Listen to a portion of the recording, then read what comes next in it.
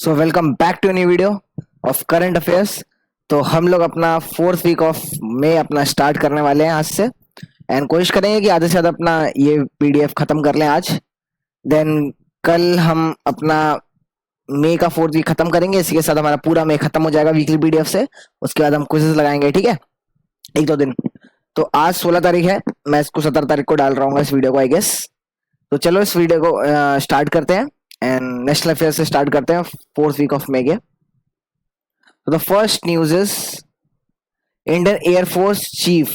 Indian air force के chief कौन है? चीफ ऑफ एयर स्टाफ कहते हैं, वो है आपके air chief marshal Vikram Ram Chaudhary ji. ठीक है, ये पता होगा आप लोगों को, आई गेस। उन्होंने इनॉग्रेट किया है फर्स्ट एवर ईएमआरएस इन कर्नाटका। अब बेसिकली ईएमआरएस क्या है? EMRS is emergency medical response system. Basically ये टेलीफोनिक सिस्टम है। इसमें अगर आप कॉल करेंगे, इसका एक नंबर होगा, कोई भी आईएफ पर्सनल इनको कहीं भी पूरे ऑल ओवर इंडिया से कॉल करके ऑन कॉल पे कुछ भी उनको दिक्कत आ रही तो पूछ सकता है कि इसका क्या सोल्यूशन होगा। तो ऑनलाइन कॉल के थ्रू बेसिकली इनको बता देंगे कि आप ये कर सकते हैं।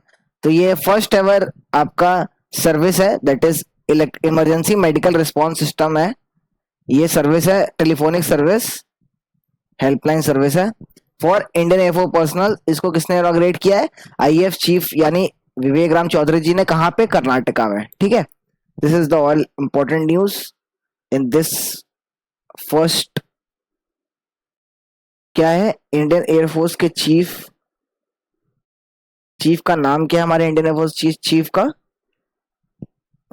विक्रम राम चौधरी जी। ठीक है, उन्होंने इनॉग्रेट किया है। ये ओपन्स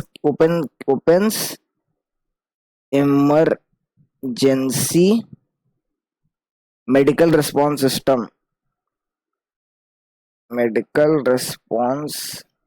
सिस्टम। बेसिकली ये क्या है? मेडिकल रिस्पॉन्स सिस्टम ये है 24x7 telephonic medical helpline. Telephonic medical helpline for if personal. ठीक है, this was the news, this was the first news. And हम लोग अपने नेक्स्ट न्यूज की तरफ चलते हैं आज की। आई होप मेरी ये राइटिंग पैड वाली स्क्रीन आपको दिख रही होगी। एक सेकेंड, हाँ, this is visible now, I guess. So second news is MOWCD officially dissolves Food and Nutrition Board.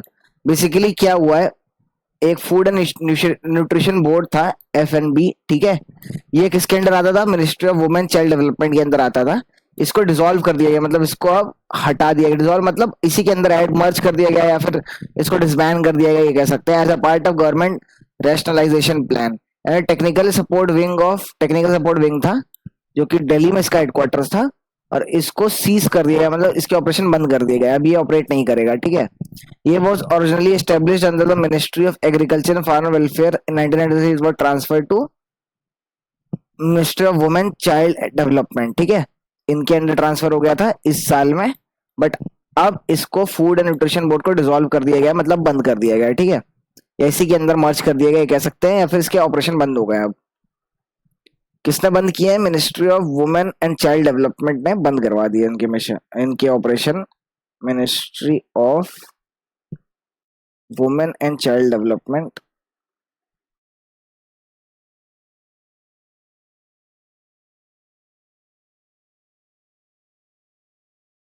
Close the operations of FNB, that is Food Nutrition Board। ठीक है, ये बस इतना इंपॉर्टेंट है, इसमें और कुछ इंपॉर्टेंट नहीं है। FNB के ऑपरेशन बंद हो गया। Next news is ministry of road transport and highway release new driving licence rules with effect from June 1, 2024, making driver test and RTO optional। ओ, ये अच्छी न्यूज है। Ministry of road and transport ने बोला है कि अब आप अपना ड्राइविंग लाइसेंस जो है वो आईटीओ से ना लेके कहाँ से ले सकते हैं, आईटीओ से भी तो ले सकते हैं, but with effect from this under this application now have option to track driving test privately operated driving training centre से भी आप ले सकते हैं, ठीक है, और या तो आरटीओ से भी ले सकते हैं। तो ये न्यूज है इसमें।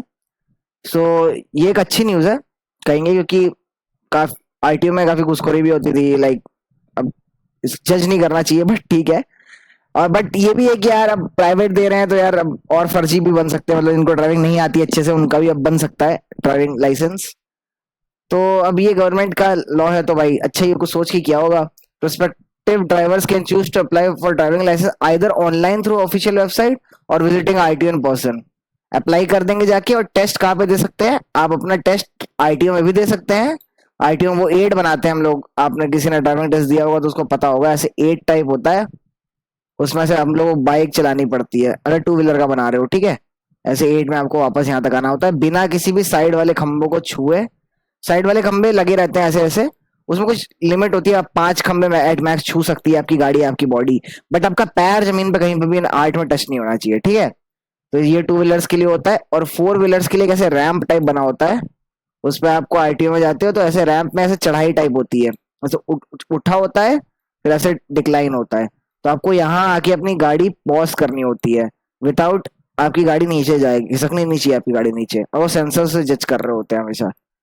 तो अब आप आईटी में भी जाके ये कर सकते हैं, या तो आप अपना जा सकते हैं किसी भी प्राइवेट ड्राइविंग ट्रेनिंग सेंटर्स होते हैं, वहां पे भी शायद ये सेंसर इंस्टॉल हो जाएंगे, वहां पे भी अपना ड्राइविंग टेस्ट दे सकते हैं, ठीक है, अच्छी बात है।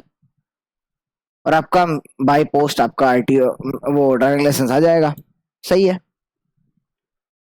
तो ministry of road transport and highway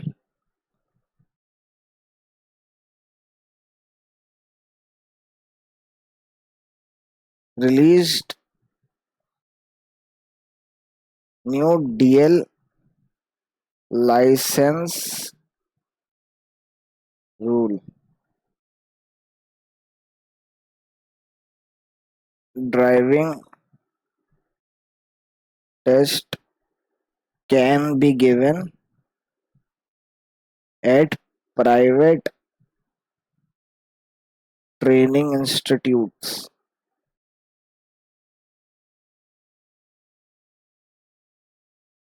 also लिख लेंगे तो हम समझ में आ जाएगा कि आईटी पर भी दे सकते हैं, और अपना private operated driving training centres पे भी दे सकते हैं, ठीक है। So this was the news.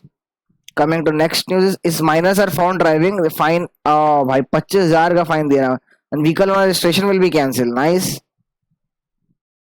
And minor will be ineligible for licence until the age of 25। भाई ये बहुत स्ट्रिक्ट लॉ हुए है पास अभी, अगर 1 जून से पास हो रहा है। माइनर मतलब 18 के नीचे वाला, अगर कोई भी बच्चा बाइक चलाता हुआ पकड़ा गया बाय ट्रैफिक पुलिस, या किसी एक्सीडेंट में पकड़ा गया, या फिर ऐसे ही पकड़ा गया, तो उस पर 25,000 का फाइन डाला जाएगा। और जो व्हीकल के ओनर होंगे, मोस्ट प्रोबेबली पेरेंट्स जिनकी वो गाड़ी चला रहा होगा, उनका व्हीकल का रजिस्ट्रेशन कैंसिल कर दिया जाएगा भाई साहब। एंड जो माइनर होगा उसका, जैसे मान लो अभी वो 18 से कम है, मान लो 16 का है, तो वो पकड़ा गया, उसका 25,000 का फाइन लगाया, व्हीकल का ये बंद कर दिया गया, और उसका 25 साल तक डीएल नहीं बन सकता। 25 के बाद ही वो अपना डीएल बना पाएगा, मतलब 18 के बाद वो डीएल नहीं बनवा सकता, 18 से उसको 7 साल और गाड़ी नहीं चलानी है, 25 के बाद ही अपना डीएल बना पाएगा। तो ये अच्छा लॉ है, स्ट्रिक्ट लॉ है, इससे एक्सीडेंट शायद कम होंगे, जो माइनर माइनर जो एक्सीडेंट कॉज करते हैं उसमें कमी आएगी, that's a good law I guess. क्या करते हैं, minors will be imposed a fine of ₹25,000 है भाई साहब, 25,000 का फाइन देता है, and will be ineligible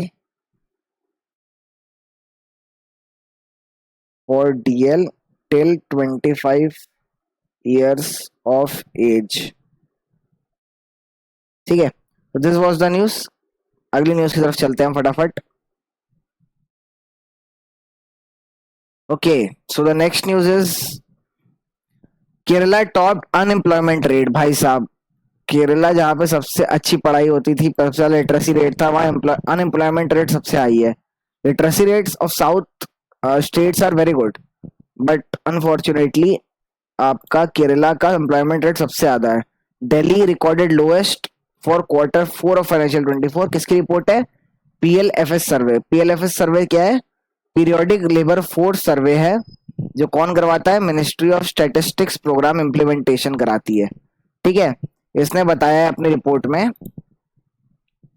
colour change कर लेते हैं, 15 से 29 ईयर्स की एज ग्रुप में from January March quarter four of financial 2024 में केरला टॉप के यूथ अनएम्प्लॉयमेंट रेट में। इस एज के लोग अनएम्प्लॉयड है। आउट ऑफ 132% लगभग लोग, आउट ऑफ 132 लोग इस एज ग्रुप में अनएम्प्लॉयड है केरला में। ठीक है, other in Kerala top among this is Jammu Kashmir second number पे है, तेलंगाना थर्ड नंबर पे है, Rajasthan fourth, then Orissa. While Delhi registered the lowest unemployment rate, यानी मतलब दिल्ली में सबसे ज्यादा लोग एम्प्लॉयड है 15 से 29 की एज ग्रुप वाले, विथ 3.1% ही है जो अनएम्प्लॉयड है। मतलब 100 में से 3 ही लोग हैं जो अनएम्प्लॉयड है, 27 लोग काम कर रहे हैं, एम्प्लॉयड है वो। फॉलोड बाई गुजरात, गुजरात में भी एम्प्लॉयमेंट रेट अच्छा है, then Haryana and among others. ठीक है, ये टॉप 3 है जो एम्प्लॉयड है। Jammu Kashmir registered the highest unemployment rate for women. सिर्फ फॉर वुमेन जम्मू कश्मीर में बहुत हाईएस्ट है, मतलब 48.6% of the women in quarter four बताया गया है कि अनएम्प्लॉयड रहती हैं इस एज ग्रुप में। ठीक है, अपना 15 से 29 की एज ग्रुप में। तो ये न्यूज है, ये कभी मैंने एक्सपेक्ट नहीं किया था यार, अनएम्प्लॉयमेंट रेट केरला में सबसे ज्यादा है। अनएम्प्लॉयमेंट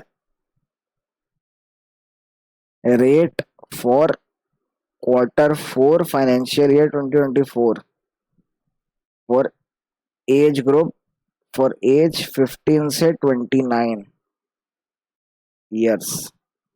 फर्स्ट पे है Kerala with 31.8% unemployment rate. Second पे है आपका JNK विथ 28.2%। थर्ड पे आपका राजस्थान। फोर्थ की जरूरत नहीं था, तीन काफी है, याद रखना। वुमेन का इसमें हाईएस्ट है, वुमेन में हाईएस्ट आपका JNK है विथ कितना? 48.6%। मतलब 100 वुमेन में लगभग 49 वुमेन अनएम्प्लॉयड है इस एज ग्रुप में, 48.6%। ठीक है, और एम्प्लॉयड वाले में मान लो एम्प्लॉयमेंट रेट हाईएस्ट किसका है, तो it is in Delhi. Delhi में है आपका 3.1% unemployment rate. Unemployment rate lowest. Second पे आता है हरियाणा, नहीं सेकंड पे गुजरात आता है, देन हरियाणा आता है। गुजरात का लेकिन 9% है, और हरियाणा का 9.5 है। फॉलोड बाय गुजरात 9%, हरियाणा 9.5%, तो हरियाणा ही होगा सेकंड नंबर। नहीं, कम होना चाहिए ना, सॉरी सॉरी सॉरी, हाँ गुजरात है आपका, सही है, गुजरात है 9%, और थर्ड पे हरियाणा है 9.5%। ठीक है, वेट सेकंड में थोड़ा पसीना पूछ लूं यार, इतना पसीना क्यों आ रहा है यार। ठीक है, that was the news. Coming to next news is आपका MHA से रिलेटेड है। मिनिस्ट्री ऑफ होम अफेयर्स ने constituted high power committee to tackle increasing cyber crimes और originating from south east Asian region. Basically cyber crime क्या होता है कि आपको ऑनलाइन प्लेटफॉर्म के थ्रू पागल बना के आपका मनी कैप्चर कर लिया जाए, साइबर क्राइम दैट इज। और साइबर क्राइम बहुत सारी चीजें आती हैं। साइबर क्राइम में ये भी चीजें आती हैं कि आइडेंटिटी थेफ्ट हो रहा है आपका ऑनलाइन, आपने कहीं कार्ड वर्ड अपलोड किया, कोई और आपके आइडेंटिटी पे कुछ सिम ले रहा है, या फिर आपके पैसे ले रहा है अकाउंट से, ये भी हो गया साइबर क्राइम। साइबर क्राइम हो गया आपकी आइडेंटिटी चुरा के आप बन के कहीं और चीजें कर रहा है, तो वो भी साइबर क्राइम में ही आता है। जो भी ऑनलाइन क्राइम्स होते हैं दैट आर साइबर क्राइम। ठीक है, उसको टैकल करने के लिए उन लोगों ने हाई पावर्ड कमिटी बनाई है। ठीक है,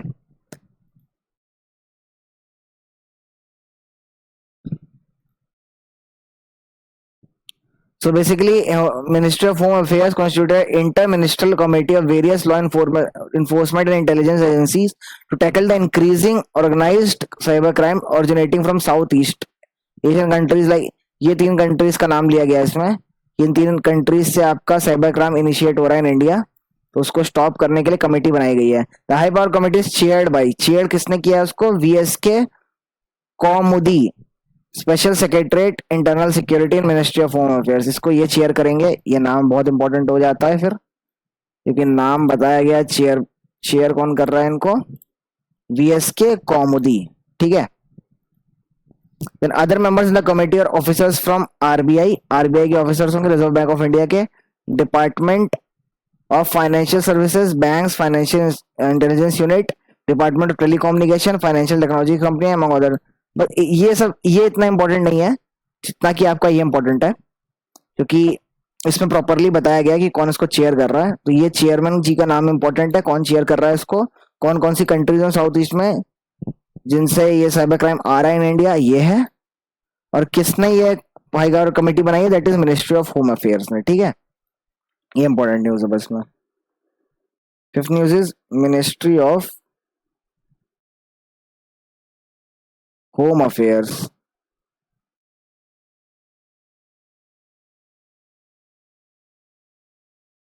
high power committee to tackle cyber crime from south east Asian countries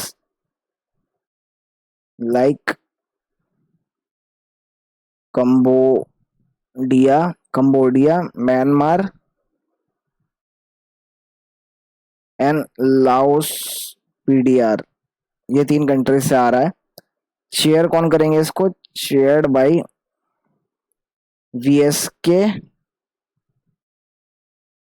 VSK कौमुदी जी करेंगे, जो कि स्पेशल सेक्रेटरी है इंटरनल सिक्योरिटी मिनिस्टर. ठीक है, स्पेशल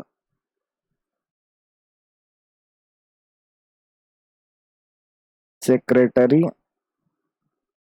एंड इंटरनल सिक्योरिटी. ये पूछ सकता है अभी कौन सी पोजीशन पे है, तो ये भी पता कर लेते, पढ़ लेते हैं. एक बार पढ़ते रहेंगे तो याद रहेगा. Internal security under in ministry of home affairs in MHA. ठीक है. So this is the news. एक बार फटाफट सारी न्यूज को हम लोग रिवाइज कर लेते हैं, इतनी भी हमने अभी तक पढ़ी है. The first news under national affairs of 4th week of May was Indian air force chief है. कौन है अभी इंडियन एयरफोर्स के प्रेजेंट चीफ है, air chief marshal. Air chief marshal कहा जाता है या कहा जाता है चीफ ऑफ एयर स्टाफ. ठीक है, चीफ ऑफ एयर स्टाफ है हमारे विक्रम राम चौधरी जी. विक्रम राम चौधरी जी, उन्होंने इनॉग्रेट किया है emergency medical response system Karnataka में. बेसिकली कर्नाटका में लिखा नहीं है, इन कर्नाटका लिख लेते हैं.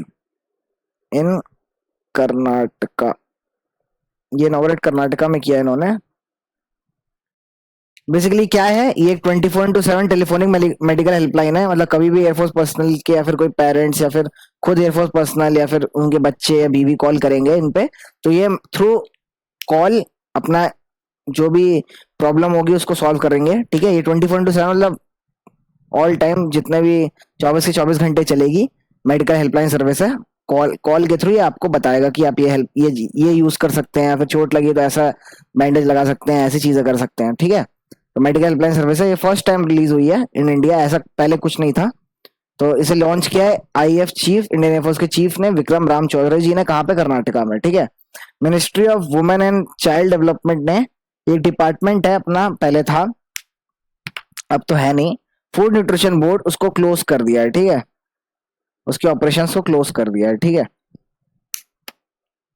बेसिकली अब नेक्स्ट न्यूज है, मिनिस्ट्री ऑफ रोड ट्रांसपोर्ट ने अपना न्यू DL लाइसेंस रूल निकाला है. ठीक है, इसमें क्या बोला है कि आप ड्राइविंग टेस्ट जो है वो प्राइवेट ट्रेनिंग इंस्टीट्यूट्स पे भी जाके दे सकते हैं. अब ये भी बोला गया है कि माइनर्स को इम्पोज किया जाएगा 25,000 का फाइन. ठीक है, उनके DL है वो 25 साल की एज तक वो नहीं बनवा पाएंगे अगर वो पकड़े जाते हैं गाड़ी चलाते हुए. ठीक है. अब next is unemployment rate for Q4 बताया गया है फाइनेंशियल 2024 का सबसे ज्यादा कौन से स्टेट में, that is Kerala. Kerala between age group of 15 से 29 ईयर्स, ठीक है, केरला में 31.8% है। Then next state is Jammu and Kashmir 28.2%, इसमें वुमेन का सबसे हाईएस्ट है विद 48.6%। राजस्थान थर्ड नंबर है 24%। और सबसे कम किस में है, कम कौन से स्टेट्स में है, दैट इज फर्स्ट पे दिल्ली है 3.1% ओनली। देन गुजरात 9%, हरियाणा 9.5%, ठीक है। Next news is ministry of home affairs ने एक हाई पावर कमेटी बनाई है to tackle cyber crime from south eastern countries like Cambodia, Myanmar, Laos PDR. तो इसको चेयर करेंगे वीएसके कौमुदी जी, जो कि करेंटली स्पेशल सेक्रेटरी हैं internal security in ministry of home affairs, ठीक है। Coming to next news is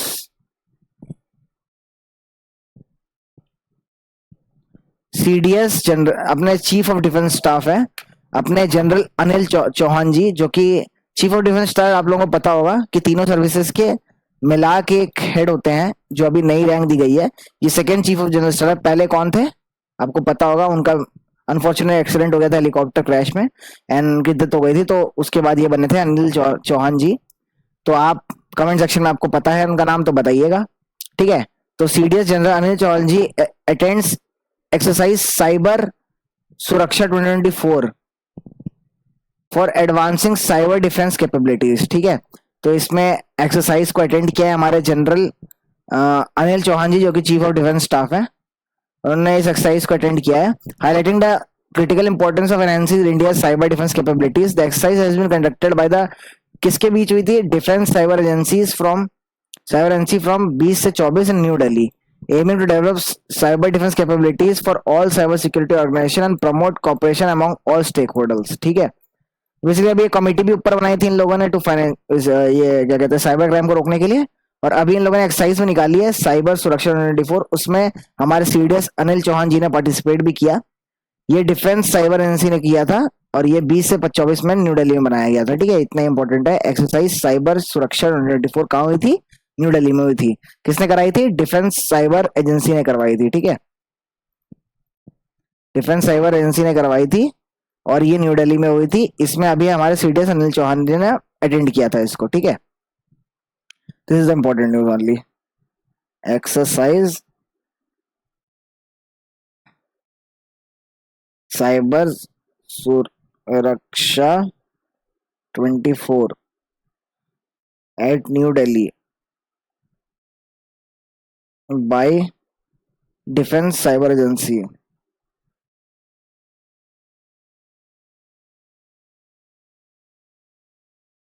attended by chief of defence staff general Anil Chauhan, ठीक है, उन्होंने अटेंड किया था। Then coming to next news is Indian oil equips Indian army with green hydrogen fuel cell buses, MoU sign to promote hydrogen fuel cell technology. तो IOC, Indian oil मतलब IOCL है, Indian oil IOCL को कहा जाता है, ठीक है। Indian oil corporation limited ने state of art green hydrogen fuel cell buses इनको दे दी है इंडियन आर्मी को at national war memorial India gate New Delhi में। This will promote sustainable eco friendly transportation solution. Indian oil and the Indian army also signed MoU to pioneer the development of hydrogen fuel cell technology for heavy duty mobile। और heavy duty mobile के लिए भी इन दोनों ने MOU sign किया है, हमारे Indian army और इंडियन ऑयल ने, ठीक है।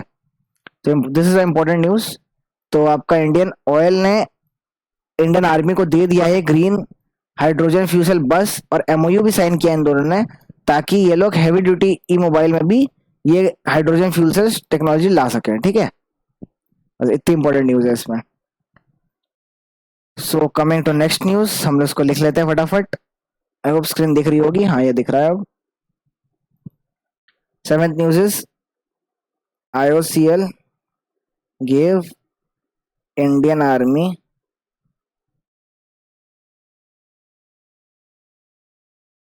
ग्रीन हाइड्रोजन फ्यूल सेल बस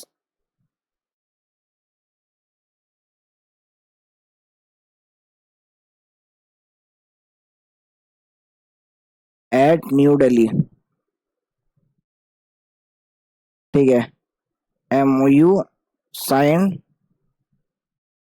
टू, फॉर लिखते हैं, फॉर हैवी ड्यूटी मोबिलिटी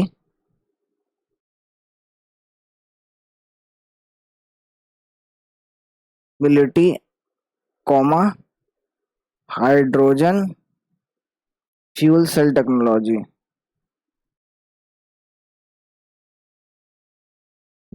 अब ये technology heavy duty e mobile में भी लाने के लिए एमओयू साइन हो गया है हमारा IOCL, IOCL Indian oil corporation of Indian corporation limited and Indian army के बीच, ठीक है।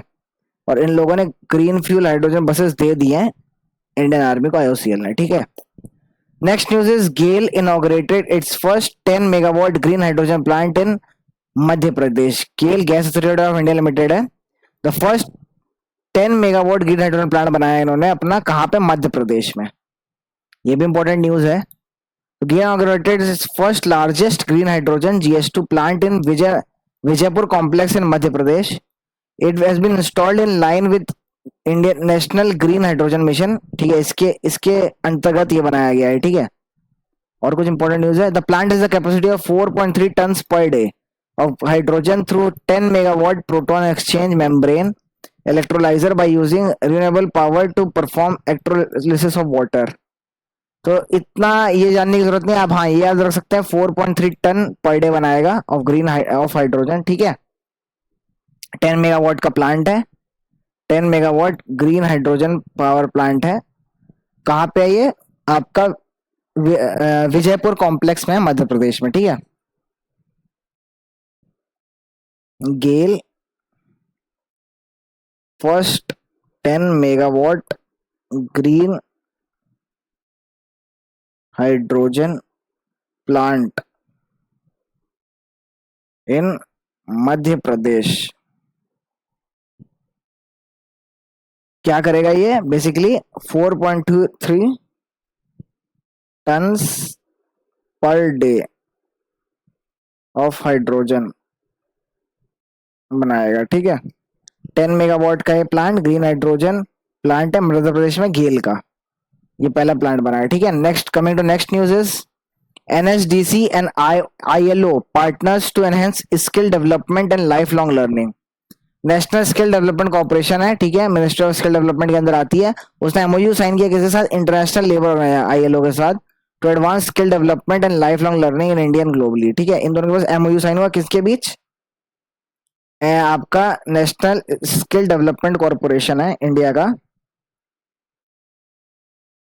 स्किल डेवलपमेंट कॉर्पोरेशन है, NSTC ने साइन किया है MOU with ILO।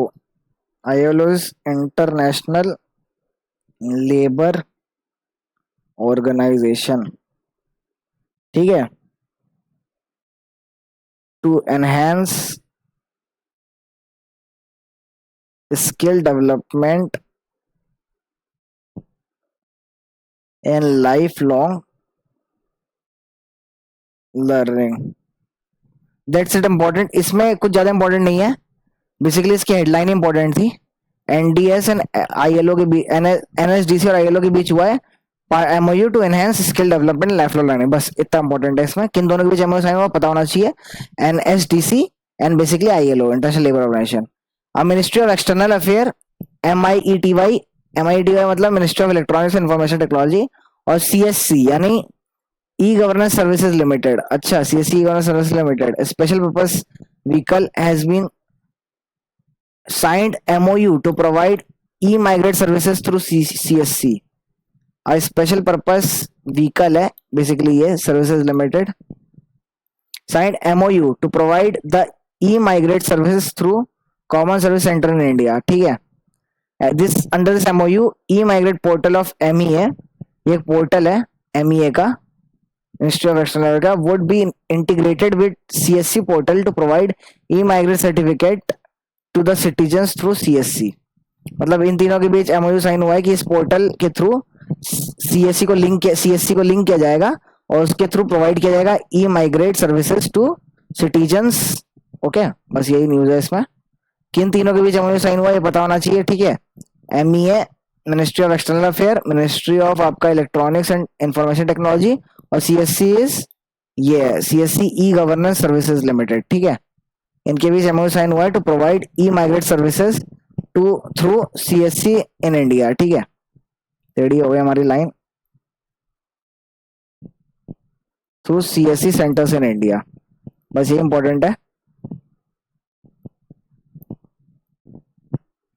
So the next news is किनके बीच एमओयू साइन हुआ है, ministry of external affairs plus MEITY, ministry of information technology and information electronics information technology and CSC e governance services limited India के बीच हुआ है MOU sign. इन तीनों के बीच हुआ है MOU sign to provide e migrate services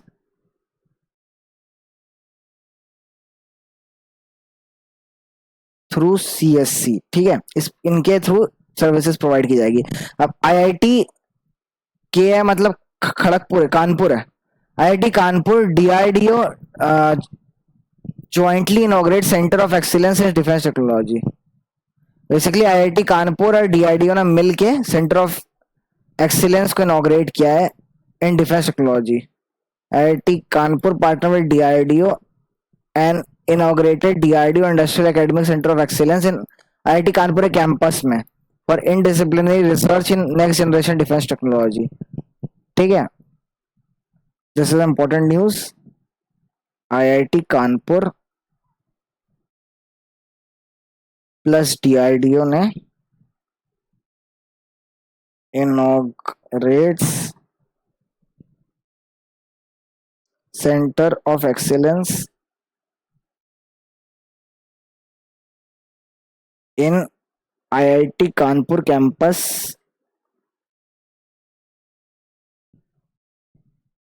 in defence technology.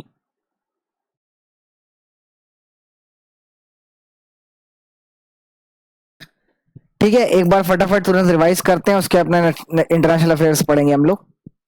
भाई इतनी टेढ़ी लाइन कैसे खींच गई भाई। ठीक है, एक बार फटाफट रिवाइज करते हैं।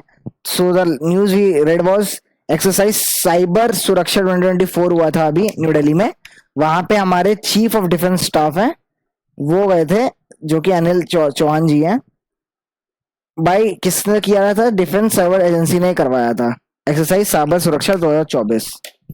IOCL ने इंडियन आर्मी को बेसिकली दे दिए हैं green hydrogen fuel cell buses, और न्यू दिल्ली में दिया, और MOU भी साइन किया है कि हैवी ड्यूटी मोबाइल में भी ये टेक्नोलॉजी लाएंगे, ठीक है, हाइड्रोजन फ्यूल सेल वाली। गेल ने अपना first 10 megawatt green hydrogen plant है, वो कहाँ है? मध्य प्रदेश, विजयपुर मध्य प्रदेश में।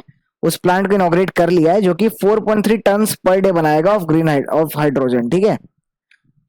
Okay, so the next news is national skill development corporation ने बेसिकली MOU साइन किया है इंटरनेशनल लेबर ऑर्गेनाइजेशन के साथ to enhance skill development and life long learning in India and globally, ठीक है। देन 3 लोगों के बीच MOU साइन हुआ, that is ministry of external affair, ministry of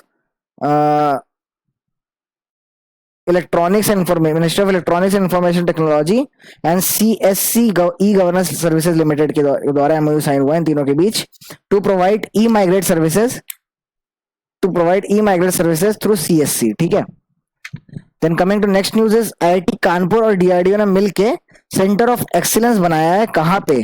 IIT Kanpur के अंदर इसे एस्टेब्लिश किया है ताकि डिफेंस टेक्नोलॉजी में जितनी भी चीजें हैं सेंटर ऑफ एक्सीलेंस में चीजें सिखाई जा सके, ठीक है। तो IIT कानपुर के बच्चों के पढ़ने को मिलेगा।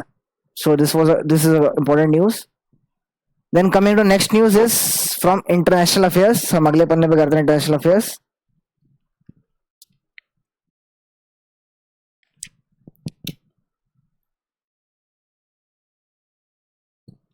माउस ऊपर रखना पड़ेगा।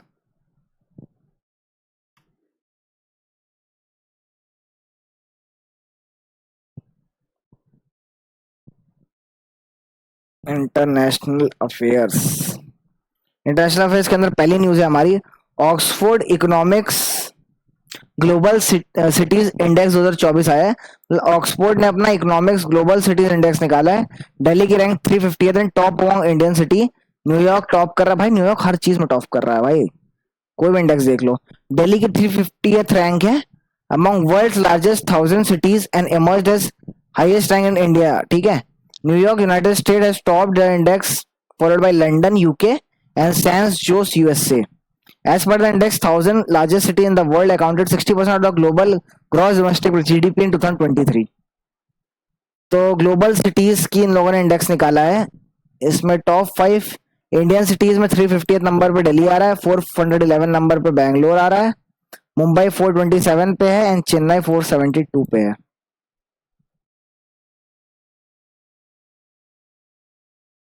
क्वालिटी ऑफ लाइफ में बहुत पीछे हैं यार ये लोग। ह्यूमन कैपिटल में तो अच्छी रैंक है दिल्ली की, बट क्वालिटी ऑफ लाइफ में इंडियन सिटीज बहुत पीछे हैं भाई। 1000 में देखो सबकी रैंक 800 प्लस ही है। तो दिस वाज इंडेक्स, हम लोग को ओवरऑल से मतलब है, ऐसे पूछ भी सकता है क्या पता, अगर आपको पढ़ने का मन है तो आप इस ओवरऑल के अलावा, कैसी लाइन खींची है भाई, इस ओवरऑल रैंक्स के अलावा, वैसे तो मैं ओवरऑल भी सबकी याद रखूंगा और दिल्ली जो टॉप किया उसकी याद रखूंगा। उसके अलावा आप ये भी रैंक सबकी याद रख सकते हैं आप चाहें तो, क्योंकि पूछ सकता है, may be there is a 0.1% possibility कि पूछ दे कि दिल्ली अभी रैंक 350 लाया है, उसकी क्वालिटी ऑफ लाइफ में क्या रैंक है, या फिर गवर्नेंस में क्या रैंक मिली है उसको, इकोनॉमी में क्या रैंक मिली है, तो ऐसे पूछ सकता है। तो if you want to you can read these also, but मैं ये नहीं पढ़ूंगा, मैं सिर्फ टॉप टॉप 3 अपना ये पढ़ लेंगे एंड हम दिल्ली का याद रखेंगे। दिल्ली 350th रैंक पे टॉप किया उसने इन इंडियन सिटीज, ठीक है। ऑक्सफोर्ड ने रैंक निकाली है, Oxford economies global cities index 2024। First पे आपका न्यूयॉर्क यूएसए, सेकंड पे आपका लंदन यूके, थर्ड पे आता है आपका सैन जोस यूएसए, और आ रहा है हमारा 350th रैंक पे न्यू दिल्ली, ठीक है। 1000 cities बताया गया है, अकाउंट 60% ऑफ जीडीपी इन 2023 में इन्हीं इन्हीं 1000 cities के अंदर थी वर्ल्ड की, ठीक है, वर्ल्ड की जीडीपी। सो 1000 cities में इंडिया का एक कंट्री है जो कि 350th पे इंडिया, न्यू दिल्ली। एंड आपका और भी रैंक लिख लेते हैं अगर चाहे तो। बेंगलुरु की रैंक है 411th, बेंगलुरु। देन आपकी मुंबई की है 427th, मुंबई। और कुछ ऊपर इसके न्यूज के बारे में दिया हुआ है क्या? तमिलनाडु का कोची भी आ रहा है, कोची 521th रैंक पे है। नहीं नहीं, कोची की ओवरऑल तो ज्यादा होनी चाहिए ना। नहीं नहीं, कोची 521th रैंक पे ही है। नाइस, कोची 521 मतलब 5 इंडियन सिटीज हैं जो आ गई हैं, मुंबई चेन्नई एंड कोची। मैं टॉप 3 इंडिया लिख लेता हूँ। सो ठीक है, this was the ranking under global cities index 2024 by Oxford. So coming to next news under international is Spain become 99th member of International Solar Alliance. Spain has officially become 99th member of International Solar Alliance, which shows its commitment to promote solar energy in the energy sector. At present, 119 countries have signed ISA framework and 99 countries have signed as well as ratified ISA framework. मतलब officially member बन भी गए हैं 19 country, और इसको pact को sign किया 119 countries ने, इस फ्रेमवर्क को। पनामा बिकेम द 98 कंट्री, ठीक है। अब बना था अपना मार्च में, और स्पेन बन गया 99 country. It is an inter governmental organisation jointly found by India and France in 2015। It aims to mobilise efforts against climate change through development of solar energy solutions, ठीक है। तो बेसिकली इंटर गवर्नमेंट ऑर्गेनाइजेशन है ये, Indian France ने मिलकर चालू किया था 2015 में, ठीक है। International solar alliance formed by, अब इंडिया ने फॉर्म किया था इसलिए इंपॉर्टेंट है, India and France in 2015, 99th member is Spain. ठीक है, 119 countries have sign the ISA framework, solar alliance framework. 99 country बन गया, इंपॉर्टेंट है। Coming to next news is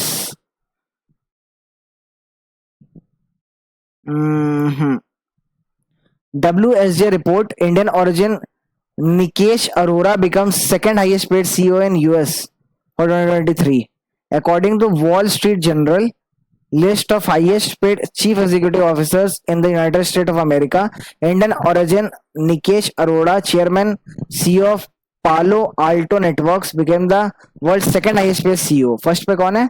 Hawk E10, president and CEO of Broadcom and INC, is the world's highest paid CEO with a pay package of 168.383 million. 103. Stephen A. Scotchwa SCHWARZMN Scotchwan, chairman and CEO co-founder Blackstone, secured the third spot with a package of इतना million. ठीक है, और इनका इतना million है मतलब approximately 1260 crore. ठीक है, रिपोर्ट इंपॉर्टेंट है, वॉल स्ट्रीट जर्नल की रिपोर्ट है।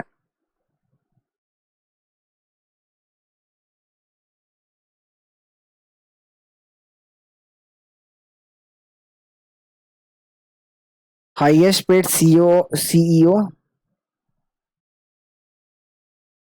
इन यूएसए में इन लोगों ने रिपोर्ट निकाली, सिर्फ यूएसए का माना गया है, वर्ल्ड का नहीं लिया गया है। फर्स्ट में आपके हॉक E10 जो कि है प्रेसिडेंट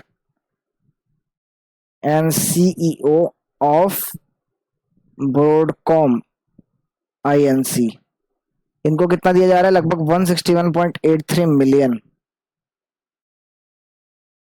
सेकंड पे हैं आपके इंडियन ओरिजिन के हैं निकेश अरोड़ा जी, जो कि हैं आपके CEO ऑफ पालो आल्टो नेटवर्क्स।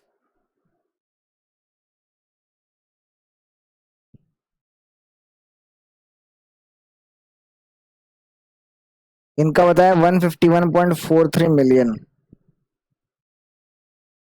थर्ड पे हैं आपके स्टेफन ए स्केचवॉर मैन। ठीक है, बस इतना इंपॉर्टेंट है, इन कौन सी कंपनी है नहीं लिखेंगे। बेसिकली इन लोगों ने इंडियन ओरिजिन की वजह से रिपोर्ट बताई है न्यूज में। आई डोंट थिंक ये कभी आएगी पेपर में हमारे, बट ठीक है, एक बार पढ़ लेते हैं, क्या पता वो 0.1% पॉसिबिलिटी में आ ही जाए। निकेश अरोड़ा जी है जो इंडियन ओरिजिन के हैं, ये सेकेंड पेड हाईएस्ट CEO बने हैं 2023 के इन यूएसए। ठीक है, इन यूएसए। फर्स्ट पे आपके हॉकी 10 है जो कि ब्रॉडकॉम के हैं। ये जो निकेश अरोड़ा है वो CEO है पालो ऑल्टो नेटवर्क्स के, इनको इतना मिलता है लगभग USD 151.43 मिलियन। और हॉकी 10 जो फर्स्ट पे उनको 161.83 मिलियन मिला है 2023 में। ठीक है, अब देखते हैं वाइपो concludes new treaty on IP, GRs and ATK, benefits Global South and India. World Intellectual Property Organization WIPO members have approved new WIPO treaty on intellectual property, generic resource and associated traditional knowledge. For the first time, the system of knowledge and wisdom which supports economy, societies and cultures for centuries are now inscribed into the global IP system. ठीक है, विप्रो में अपना new treaty launch कर दिया है on these. I don't think so this is as important as that, क्योंकि इसमें भी कोई भी डेटा इंपॉर्टेंट मुझे नहीं लग रहा है। ठीक है, जो कि बेनिफिट करेगा ग्लोबल साउथ एंड इंडिया को। ठीक है, next news, the Asian university ranking आई है। ठीक है, ISC बैंगलोर है वो अपना टॉप अमंग इंडियन इंस्टीट्यूट है, चाइना त्रिशुम यूनिवर्सिटी टॉप्स। ठीक है, सिंगापुर की यूनिवर्सिटी नहीं आई, कोई बात नहीं। 12th edition of Times Higher Education Asia university ranking आई है जिसमें आईएससी बैंगलोर कर्नाटका को 32nd रैंक मिली है, द हाईएस्ट रैंक यूनिवर्सिटी। उसके बाद टोटल 91 इंडियन इंस्टीट्यूट्स हैं उसमें। त्रिशुआ university of China is top for the 6th consecutive year, followed by Peking university of China and national university of Singapore university आ तो गई। चलो, नया टेक्नोलॉजी यूनिवर्सिटी, मैं इसी की बात कर रहा था, ये हमें फर्स्ट आती थी बट इसको 4th पोजीशन मिली है इसमें। Top 5 university of India is 32nd rank पे आपकी आईएससी बैंगलोर है। आना यूनिवर्सिटी 119 पे है, महात्मा गांधी यूनिवर्सिटी 134 पे है, जामिया जामिया मिलिया इस्लामिया को 148 एंड 158 पे Shoolini university of biotech management science है। ठीक है, तो ये इंपॉर्टेंट है क्योंकि इसमें कुछ डेटा है, फैक्ट्स हैं। एशिया यूनिवर्सिटी रैंकिंग दी है, किसने दी है आपकी? 2nd एडिशन है ये, टाइम्स हायर एजुकेशन देता है इसको। एंड इसमें आईएससी बैंगलोर ने 32nd रैंक हासिल किया है, जो कि पहली टॉप यूनिवर्सिटी ऑफ इंडिया बनी है। एंड त्रिशुआ university of China has topped. Second पे चाइना की यूनिवर्सिटी पीकिंग यूनिवर्सिटी है। थर्ड पे आपका नेशनल इंस्टीट्यूट, ओके हमने थोड़ा गड़बड़ कर दी। सेकंड पे हमारा पीकिंग यूनिवर्सिटी है, थर्ड पे नेशनल यूनिवर्सिटी ऑफ सिंगापुर है। ठीक है, इसको लिख लेते हैं, इंपॉर्टेंट है। फोर्थ इज 12th एडिशन है, 12th edition of Times Higher Education. Times देता है Higher Education the Asia university ranking, the Asia university ranking 2024। इसमें दिया गया है कि जो फर्स्ट रैंक आई है वो है आपकी त्सिंघुआ यूनिवर्सिटी ऑफ चाइना। ठीक है, सेकंड पे आपकी आई है peeking university of China also.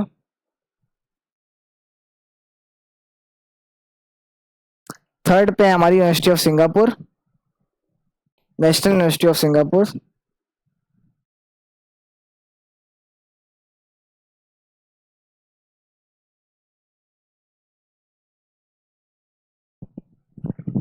And India का 32nd रैंक आई है आपकी आईआईएससी बैंगलोर की। ठीक है, with a rating of 66.1 score.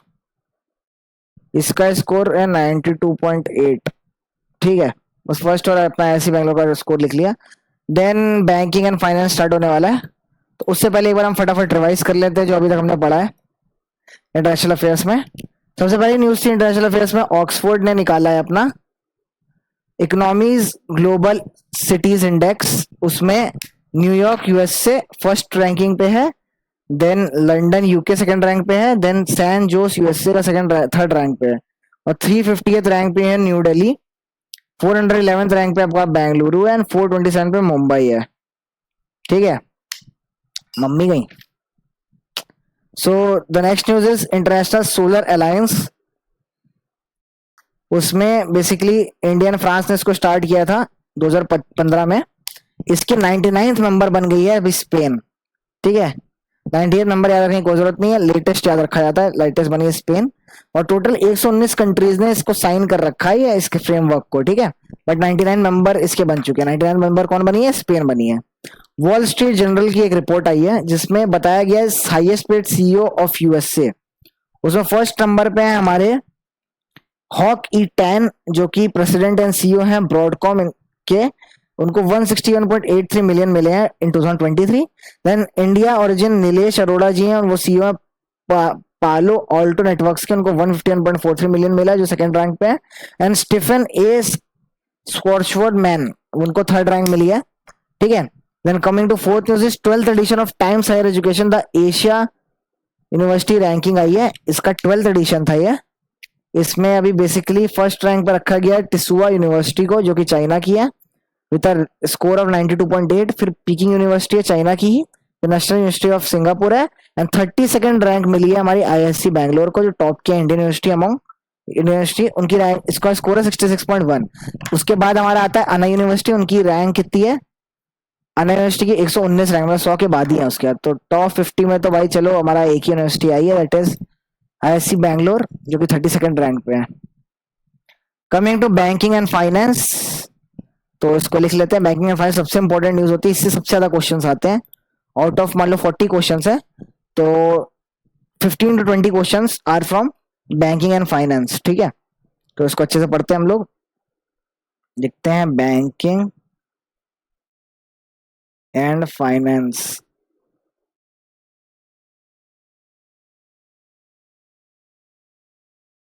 तो under banking and finance first news is inflation to reach target in financial 2026, RBI state of economy report. RBI ने अभी recently अपनी रिपोर्ट पब्लिश की है, state of economy, authored by Deputy Governor Michael Debrowat Patra and others. As per it, durable alignment of headline retail inflation is 4% target may begin in the second half of financial year 2025, potentially reaching target levels by financial year 2026. Net foreign direct FDI into India dropped by 62.17% to USD 10.55 billion in financial 2024, the lowest in 2007 from USD इतना billion in 2023। बहुत कम हो गया foreign direct investment इन India, ठीक है, इन financial year 2024। बहुत खराब बात है ये। सो बेसिकली इंपॉर्टेंट न्यूज है, इतना ड्रॉप हो गया है टू इतना बिलियन फ्रॉम इतना बिलियन इन 2023, और ये 2007 से लोएस्ट है भाई। मोदी गवर्नमेंट, कोई बात नहीं, होता है कुछ कुछ साल नहीं हो पाता। पिछले साल तो अच्छा किया था, बट बहुत ज्यादा ड्रॉप आ गया है इस फाइनेंशियल ईयर में 2024 में। Outward remittance under India's liberalized remittance scheme hit a record high of USD इतना in financial 2024, marking 16.91 increase year to year from 23, ठीक है। जबकि पिछले साल इतना था, अब इतना हो गया है USD 31.73 billion. Non resident India deposit flow search इतना, मतलब अच्छा है, मतलब एनआरआईज फ्रॉम इंडिया, एनआरआई जो इंडियन है, इंडियन एनआरआईज है जो बाहर रह रहे हैं, और वो जो बेसिकली दूसरे कंट्रीज के डॉलर, हमें डॉलर या फिर यूरो हमें दूसरी कंट्रीज में आके इधर फ्लो देते हैं इंडिया में, वो भी इंक्रीज हुआ है by 63.5% to USD 14.7 billion in financial 2024, the highest in 8 years। That is a good thing. बस नेट फॉरेन डायरेक्ट इन्वेस्टमेंट हमारा गिर गया है, मतलब बाहरी कंपनीज अब इन्वेस्टमेंट कम किए हैं इस फाइनेंशियल ईयर में, ठीक है। तो this is inflation to reach target in financial 2026, RBI की रिपोर्ट ने बताया। रिपोर्ट का नाम है स्टेट ऑफ इकोनॉमी रिपोर्ट, ठीक है। Cancel, state of economy report है। इसको ऑथर किया deputy governor Michael Debabrata Patra and others ने, ठीक है। विथ 4% टारगेट में भी begin in second half of financial year 2024, मतलब थर्ड क्वार्टर से स्टार्ट हो जाएगा। सेकेंड हाफ वो होता है, third and fourth quarter second half के लाते हैं फाइनेंशियल ईयर 2025 के, ठीक है। तो ये लिख लेते हैं, आरबीआई की रिपोर्ट है, उसका नाम है state of economy.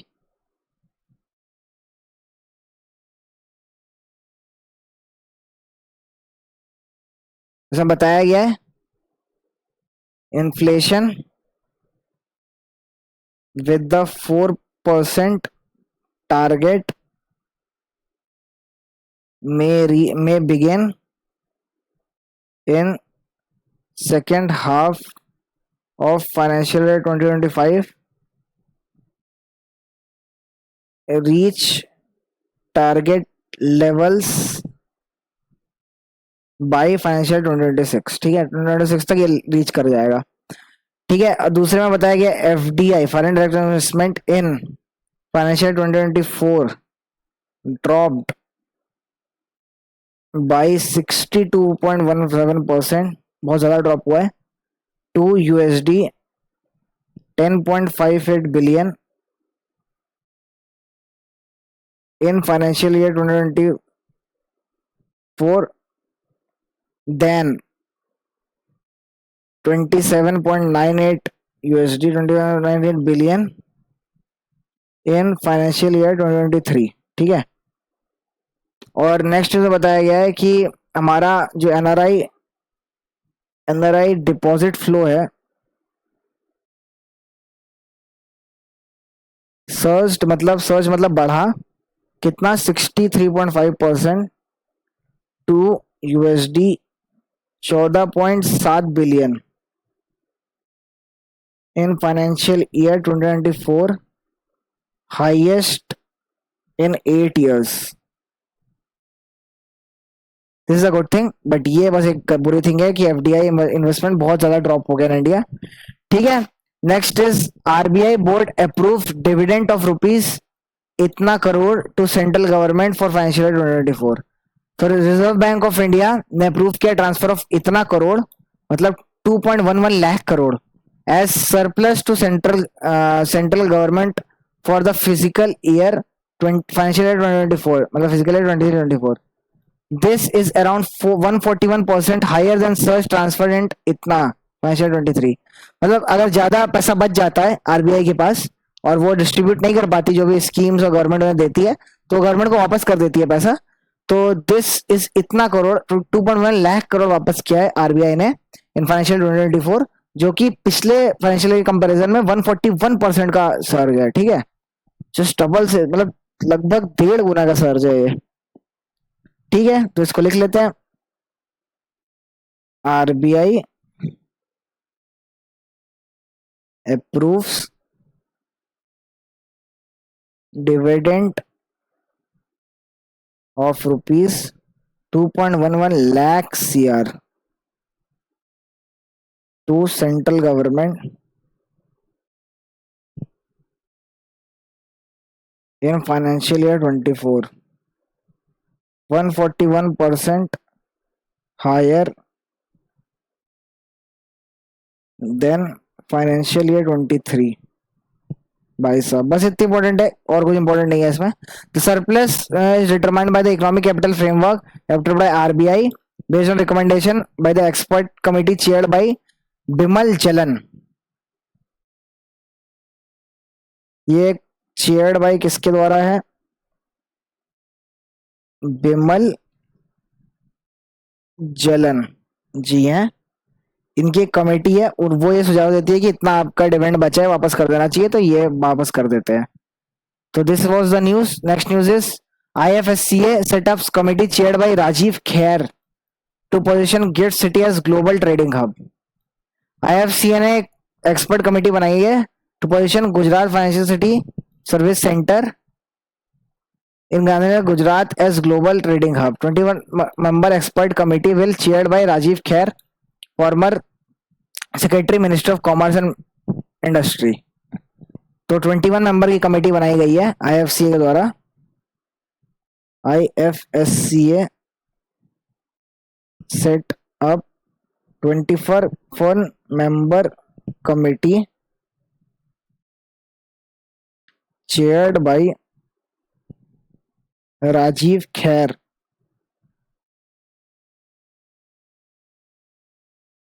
To position gift city as global trading hub.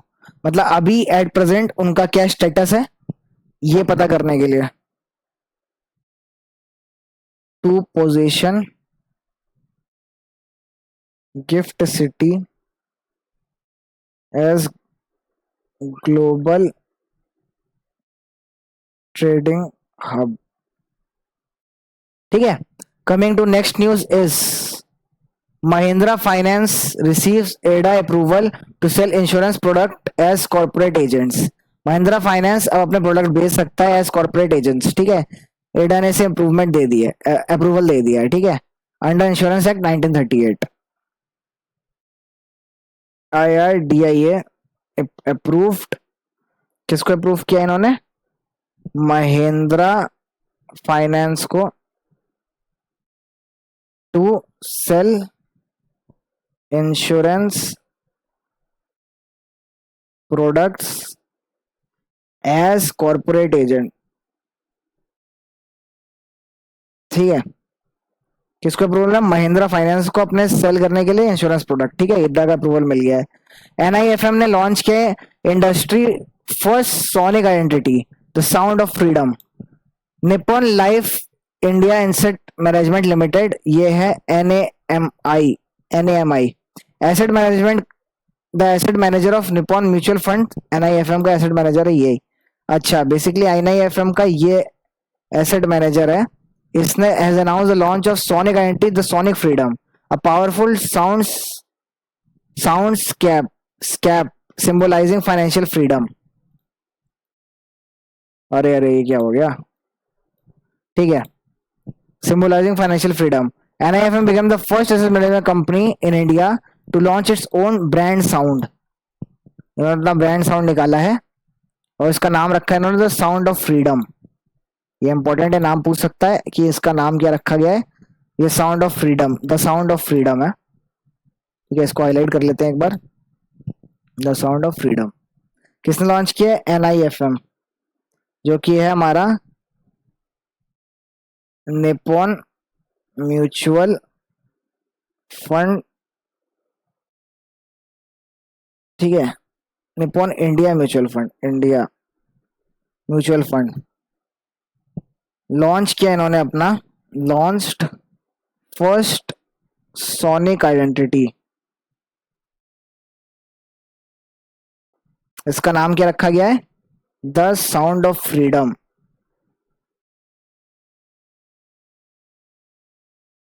ये अपना खुद का इन्होंने ब्रांड साउंड लॉन्च किया है।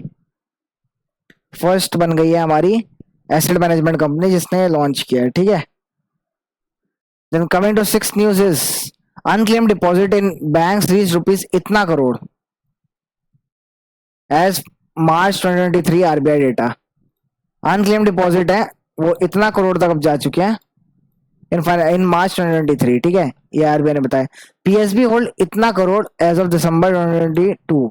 It's it it is highest in SBI with 2.16 crore accounts worth इतना crore, and followed by Punjab National Bank with इतना crore, nearly 5 increase from 2019।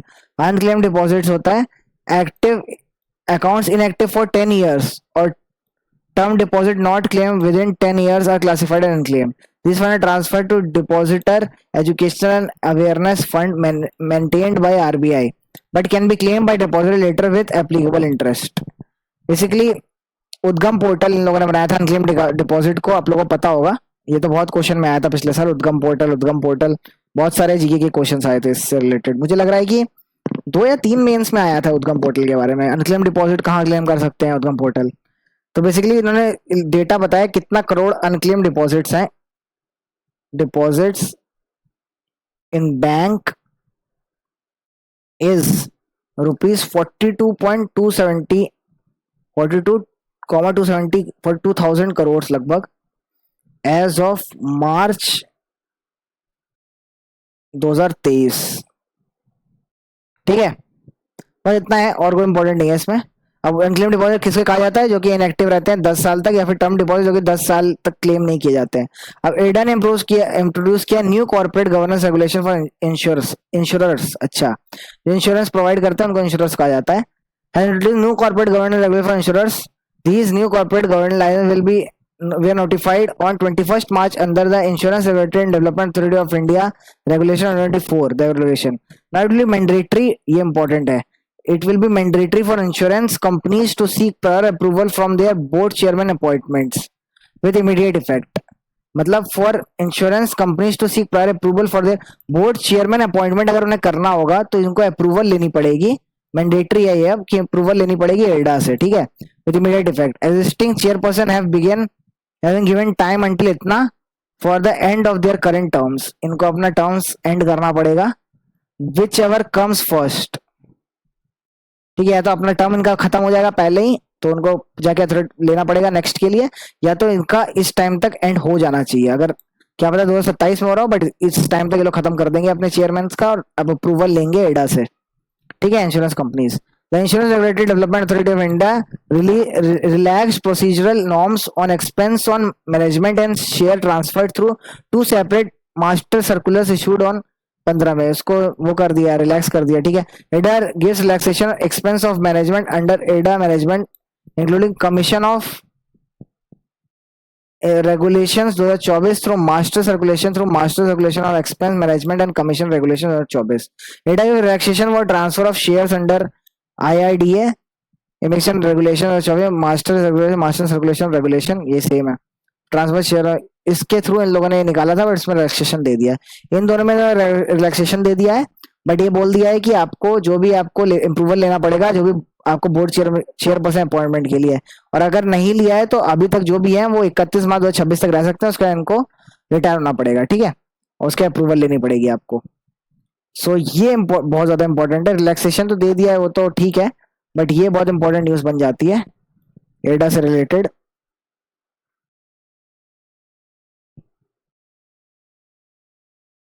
New governance regulations for insurers,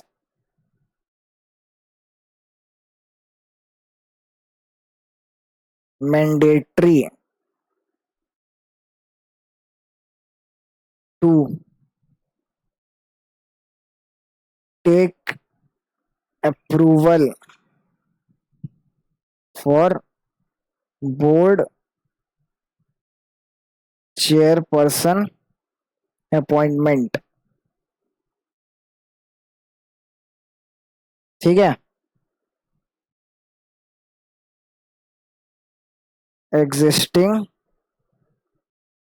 have time till 31 मार्च 2026 तक आप रह सकते हैं अपनी पोजीशन पे, या अगर उससे पहले रिटायर हो रहे हैं तो फिर जाके अप्रूवल लो, और अगर 27 28 अगर बाद में रिटायर हो रहे हैं तो आपको 26 तक रिटायर हो जाना है 31 में के, ठीक है। Then coming to next news is SEBI introduce framework to determine unaffected price. काट क्यों दे रहा हूं भाई मैं, ब्लैक पेन लाओ।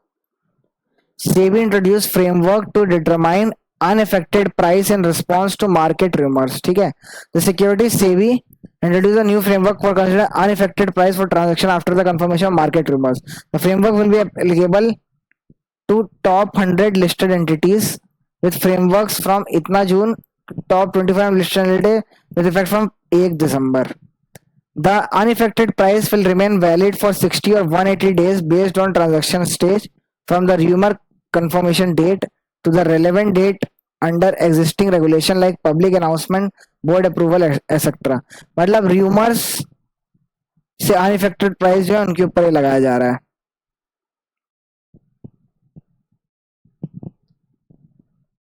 मार्केट में अगर रूमर्स है कि ये लिस्टेड कमिटी डाउन होने वाली है या फिर कुछ भी होने वाला है, तो उसके प्राइस अनइफेक्टेड रहेंगे 60 से 180 दिन तक बेस्ड ऑन ट्रांजेक्शन स्टेज, ठीक है, या फिर जब तक पब्लिक नहीं किया जाता अनाउंसमेंट तब तक प्राइस अनइफेक्टेड रहेंगे। र्यूमर से इनका कोरिलेशन नहीं होगा। टॉप 100 एंटिटीज के लिए ये 1 जून से एप्लीकेबल हो जाएगा, और 250 एंटिटीज टॉप 250 के लिए ये 1 दिसंबर 2024 से एप्लीकेबल हो जाएगा, ठीक है, लास्ट मंथ 2024 से। 60 से 80 डेज तक ये लोग अपना अनइफेक्टेड प्राइस को इफेक्ट नहीं डाल सकते हैं, ठीक है। ये लिखना चाहे तो हम लिख सकते हैं, आपकी मर्जी है, मैं तो नहीं लिख रहा, इसको पढ़ के याद कर लूंगा मैं। सेबी ने इंट्रोड्यूस किया फ्रेमवर्क, इतने दिन से इतने दिन तक अनइफेक्टेड रहेंगे in response to market rumour, ठीक है। Next is SEBI amends rule to facilitate ease of doing for companies planning IPOs. अच्छा, जो कंपनीज इनिशियल पब्लिक ऑफरिंग करती है, आईपीओ रिलीज करती है मार्केट में अपना, has issued SEBI amendment to amend SEBI disclosure regulation, ठीक है। इसमें क्या चेंज किया गया, this change are part of amendment, ठीक है। Promoter group entities and non-individual shareholders holding more than 5% of post-offer equity can contribute to the shortfall in MPC without being labeled as promoters. Equity shares for the conversion of compulsory convertible securities held for year before filling draft red herring prospectus will count towards MPC. ये दो important चीज इन लोगों ने बताई है अपने basically amendment में, कि 5% ऑफ पोस्ट ऑफर इक्विटी है अगर आपके पास, अपना आईपीओ रिलीज कर दिया है, तो ये लेबल एज, तो आपको प्रमोटर का लेबल नहीं मिलेगा, ठीक है। एंड आपको the equity share of conversion of compulsory convertible securities held for year after filling a draft herring prospectus will count as NPC, ठीक है। तो इससे पहले अगर आपके पास है तो एमपीसी के द्वारा काउंट होगा। ये न्यूज मेरे को ठीक समझ में नहीं आई तो इसको मैं नोट नहीं कर रहा हूँ। इसको जब हम लोग क्वेश्चन लगाएंगे तो अच्छे से पढ़ लेंगे एक बार, ठीक है। TCS signed a crore banking deal with Kuwait's Burgan bank. TCS global leader ने अपना साइन किया deal to modernise the core banking technology of Burgan bank, one of the youngest commercial bank in Kuwait. TCS develop करेगा TCS BANCS to consolidate multiple standalone legacy application onto the modern universal bank solution that promotes innovation and strength customer relation। TCS basically ने एक crore banking deal, core banking deal, sir मैं क्या बोल रहा हूँ, core banking deal sign की इसके साथ कुवैत बर्गन बैंक के साथ, ठीक है। ये बेसिकली टीसीएस इनके लिए बनाएगा modern core banking technology solutions, ठीक है। ये इंपॉर्टेंट है, टीसीएस ने साइन किया है deal with Burgener bank, Burgener bank. ये कहाँ का बैंक है? कुवैत का, ठीक है। बस इतना इंपॉर्टेंट है, इसमें और कुछ इंपॉर्टेंट है। एक बार फटाफट रिवाइज करते हैं पिछली न्यूज कुछ तुमने पढ़ी है। आरबीआई की रिपोर्ट आई है, स्टेट ऑफ इकोनॉमी रिपोर्ट का नाम है। स्टेट ऑफ इकोनॉमी करके बहुत सारी रिपोर्ट निकालती है आरबीआई। उसमें बताया गया इन्फ्लेशन विथ 4% टारगेट है, वो सेकंड हाफ ऑफ फाइनेंशियल 2025 तक रीच कर जाएगा and reach target levels by financial year 2026। बताया एफडीआई इन 2024 फाइनेंशियल ईयर ड्रॉप हुआ है, ड्रॉप्ड बाय इतना परसेंट टू USD इतना बिलियन एज कंपेयर टू इतना billion in financial 2023। NRI deposit surge हुआ है 63.5% टू इतना बिलियन और हाईएस्ट इन 8 ईयर्स है ये अभी के लिए, तो बहुत अच्छी बात है ये तो। Then RBI approves dividend of इतना lakh crore to central government in financial 2024, which is 141% higher than financial 2023। Chaired by ये कमेटी किसने चेयर की थी? बिमल जलन जी ने। उसने बताया था कि इतना आपको देना चाहिए तो वापस टू सेंट्रल गवर्नमेंट, तो इतना इन लोगों ने दे दिया है, ठीक है। IFCA ने सेटअप किया 21 मेंबर कमेटी, जिसको चेयर कर रहे हैं हमारे राजीव खैर जी, जो बताएगी position of GIFT city as global trading hub, ठीक है, इन द वर्ल्ड, कि कैसा भी परफॉर्म कर रही है गिफ्ट सिटी। एडा ने अप्रूव कर दिया है महिंद्रा फाइनेंस को to sell its insurance product as corporate agents, जा जाके सेल कर सकते हैं अपना महिंद्रा फाइनेंस वाले लोग। अब NIMF जो कि निपन इंडिया म्यूचुअल फंड है, उसने अपना first sonic identity the sound of freedom launch कर दिया, अपना साउंड बैंड। पहली एसेट मैनेजमेंट कंपनी इसने लॉन्च किया है। Unclaimed deposit in India in bank, Indian bank has reached 42,270 crores as of March 2023, ठीक है। एडा ने न्यू गवर्नेंस रेगुलेशन निकाला है फॉर इंश्योरर्स। इसमें आपको अप्रूवल लेना पड़ेगा एडा से to appoint board chairman person, और अभी अगर एग्जिस्ट कर रहे हैं तो आपको 31 मार्च 2026 तक रिटायरमेंट लेना पड़ेगा। उससे पहले ले रहे हैं तो जाके अप्रूवल ले लो, फिर से नया बनाओ। देन टीसीएस और बुर्गन बैंक के बीच डील साइन हुई है ताकि टीसीएस उन्हें उनके लिए बना पाएगा एक मॉडर्नाइज कोर बैंकिंग टेक्नोलॉजी, जिसका नाम भी इन्होंने बताया है। क्या नाम इन लोगों ने बताया है? TCS BANCS, modernise core banking technology, modernise core banking technology,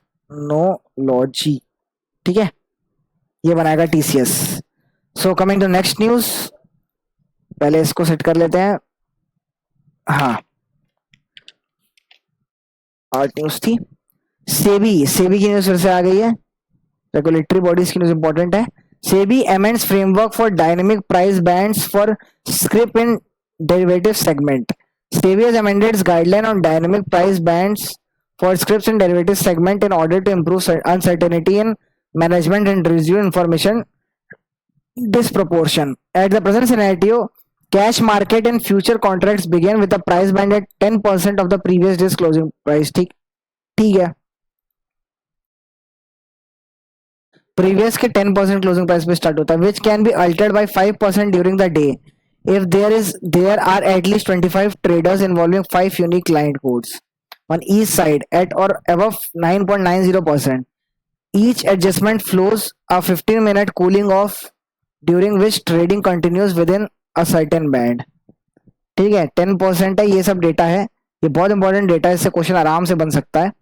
तो ये आप याद कर लीजिएगा, मैं जब इसको दोबारा पढ़ूंगा एंड इसके एमसीक्यू लगाऊंगा तब मैं इसे ज्यादा अच्छे से अंडरस्टैंड कर पाऊंगा, अभी तो मुझे ठीक समझ में नहीं आएगा।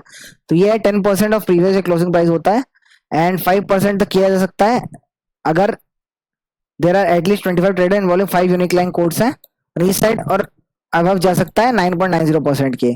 15 मिनट का कूल ऑफ पीरियड होता है जिसमें कंटिन्यू करंट बैंड पे चलती रहती है, ठीक है। Next news is NSC. NSC ने लोअर कर दिया है टिक साइज टू 1 पैसा फॉर स्टॉक प्राइस बिलो ₹250। ठीक है, National Stock Exchange of India limited ने announce that it has lowered the tick size of all stock from 5 paisa at present, 5 पैसा था, अब 1 पैसा for securities price below 250 in the cash segment. The main objective for this new tick size is to enhance liquidity and improve price discovery by allowing more granular price adjustment. Tick size for T.1 T+1 settlement securities will be applicable for T.0 settlement securities. ठीक है, T+1 settlement की ही T.0 settlement के लिए भी applicable होगी, ये बताया। और कुछ है ऊपर? नहीं। तो National Stock Exchange of India limited ने 9th ने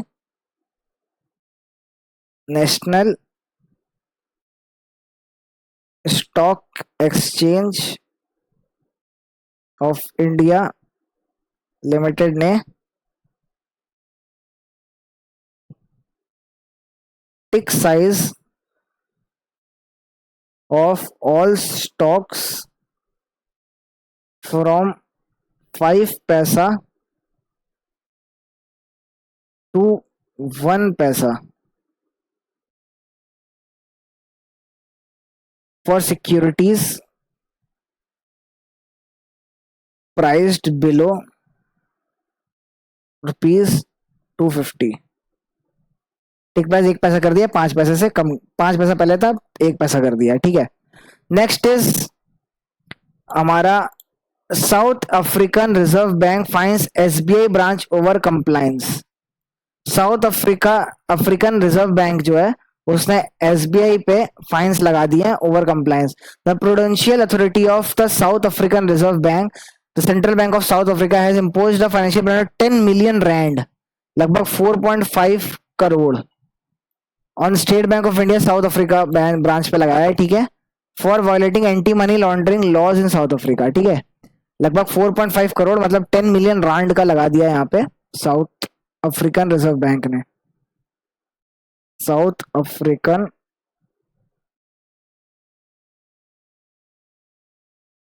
reserve Bank fines SBI South Africa branch with 10 million rand, या फिर इसको ही कह सकते हैं 4.5 करोड़ का लगा दिया है पेनाल्टी, ठीक है। Coming to next news is SEBI ने मैंडेट कर दिया social enterprises on SSC to submit annual impact report for financial year 2024। SEBI has instructed as social enterprises who have registered for raise funds through stock social stock exchange to submit an annual impact report for fiscal year 2023-24 to the exchange by the end of October 2024. SEBI has appointed 2 additional agencies, ICMAI Social Auditors Organization under the Institute of Cost Accounts of India and SCIS Institute of Social Auditors under Institute of Company Secretaries of India as self-regulatory organization to access the social impacts of social activities carried out by social enterprises. Basically जिन्होंने भी fund raise किया है social enterprises हैं जो कि social activities के लिए लिए हैं, उनको अपनी एनुअल इम्पैक्ट रिपोर्ट देनी पड़ेगी सेबी को कि वो कितना इम्पैक्टफुल काम कर रहे हैं, ठीक है, by the end of October 2024। ये मैंडेट कर दिया है SEBI mandates social enterprises to submit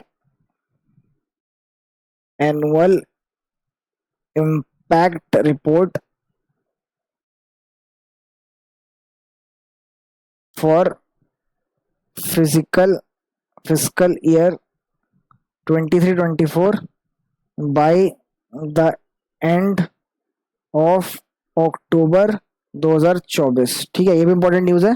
SEBI की न्यूज है इंपॉर्टेंट, हमने 2-3 सेबी की न्यूज अभी नहीं लिखी थी क्योंकि वो समझ में नहीं आई थी, तो हम एक बार एमसीक्यू लगाएंगे तो उसको अच्छे से क्लैरिटी मिलेगी हमें। ठीक है, government set to launch new national portal NHCX, ये न्यू गवर्नमेंट का पोर्टल है to simplify health insurance claims.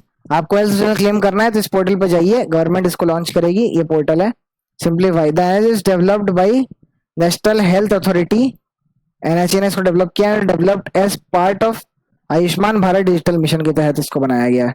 इसका फुल फॉर्म क्या है? नेशनल हेल्थ क्लेम एक्सचेंज, ये पोर्टल बनाया गया है। NHCX portal, national health claim exchange.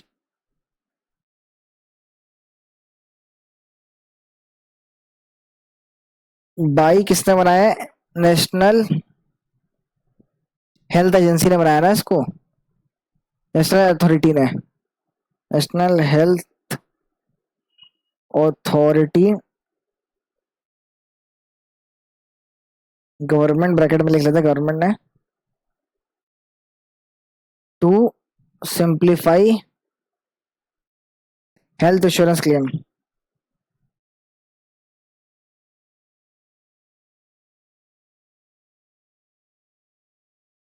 हो गया, ठीक है। तो the next news is RBI impose monetary penalty on ICICI Bank, Yes Bank, इन दोनों पर लगाइए। कितने की? 1 करोड़ पर लगाइए आईसीआईसी बैंक पे और 91 लाख लगाइए यस बैंक पे। बहुत सही, अच्छी खासी पेनल्टी ठोक दी गई है दोनों बैंक पे।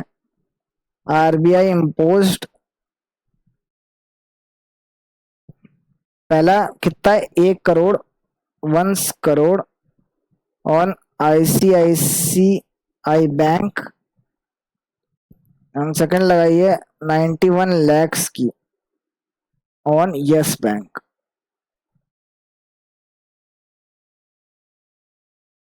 Coming to next news is RBI launch Pravaah portal, retail direct app and fintech repository for enhance public access. RBI ने ये पोर्टल लॉन्च किया, दैट इज प्रवाह पोर्टल। बहुत इंपॉर्टेंट न्यूज है।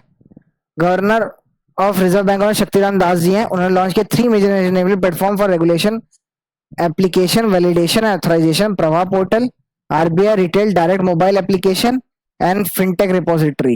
ये 3 चीजें उन्होंने लॉन्च किया। The main objective, the 3 initiatives announced by RBI and bimonetary statement and development of regulation policies in April 2023। आरबीआई also launched the related repository, MTech repository, only for RBI regulator entities, that is bank and NFBCs, NBFCs, on their adoption of emerging technologies such as artificial intelligence, machine learning, cloud computing, etc. तो basically RBI ने launch किया है 3 initiatives, 3 initiatives. आपका है, पहला है आपका Pravaah portal, then second is RBI retail direct mobile app, then third is fintech repository. इन्होंने एक और चीज लॉन्च किया है, EmTech repository for RBI regulated banks and NBFCs on their adoption of emerging technologies. ठीक है, ये 4 चीजें एक तरह से लॉन्च किए हैं। ये 3 चीजों को किया है by RBI governor Shaktikanta Das ji हैं, उन्होंने लॉन्च किया। ठीक है, एक बार फटाफट रिवाइज करते हैं जो हमने पिछली न्यूज पढ़ी है पहले, उसके बाद नेक्स्ट न्यूज पे चलते हैं। पहले हमने पढ़ी उसके बाद से national Stock Exchange of India limited, इन्होंने अपना टिक साइज है फॉर ऑल स्टॉक जो कि 250 रुपीज से कम के हैं उसको 5 पैसा से घटा के 1 पैसा कर दिया है, ठीक है। Next news is south African Reserve Bank ने इम्पोज किया है फाइन ऑन एसबीआई की एक साउथ अफ्रीकन ब्रांच है उस पर, कितने का, 10 मिलियन रैंड का या फिर 4.5 सीआर का, करोड़ का, यही इक्वल होता है सीआर का। रैंड है वो शायद साउथ अफ्रीकन की जो नेशनल करेंसी है वो है। तो सेबी मैंडेट कर रहा है सोशल इंटरप्राइजेस को ताकि वो एनुअल इम्पैक्ट रिपोर्ट अपनी भेजें by end of October 2024 for physical year 23-24 में कि कितना इम्पैक्ट डाला है अभी तक, वो अपनी इम्पैक्ट रिपोर्ट बना के भेजें। फिर NHCX एक पोर्टल है बाई गवर्नमेंट जो कि नेशनल हेल्थ क्लेम एक्सचेंज इसका फुल फॉर्म है, उसे बनाया नेशनल हेल्थ अथॉरिटी ने for to simplify health insurance claims. आप इस पोर्टल पर जाके अपना हेल्थ इंश्योरेंस क्लेम ले सकते हैं। NHCX है, नेशनल हेल्थ क्लेम एक्सचेंज, ठीक है। नेक्स्ट न्यूज इज आरबीआई ने इम्पोज की है पेनाल्टीज ऑन आईसीआईसी बैंक और यस बैंक, कितने की, 1 करोड़ की एंड 91 लाख की यस बैंक पे, ठीक है। देन आरबीआई ने लॉन्च किया अभी अपना 3 initiatives, that is first is Prabha portal, second is retail direct mobile app, then fintech repository, और इन्होंने एक और चीज लॉन्च की थी EmTech repository for RBI regulated banks and NBFCs on their adoption of emerging technology such as artificial intelligence, cloud computing, ये सब जितने भी होते हैं एडवांस, उसके लिए अपना इन लोगों ने फ्रेमवर्क डाला है। Poonawalla finance group and IndusInd Bank jointly launch co branded Poonawalla Fincorp IndusInd Bank e lite RuPay credit card. बहुत बड़ा नाम इन्होंने रखा है बट ठीक है, इलाइट रुपए क्रेडिट कार्ड लिख सकते हो एक तरह से। To refine and elevate the bank experience of customer by offering various rewards and benefits देते हैं। हाँ, किन दोनों के बीच मिलके इसको निकाला क्रेडिट कार्ड को, Poonawalla Fincorp, Poonawalla Fincorp financial corporation and IndusInd Bank ने,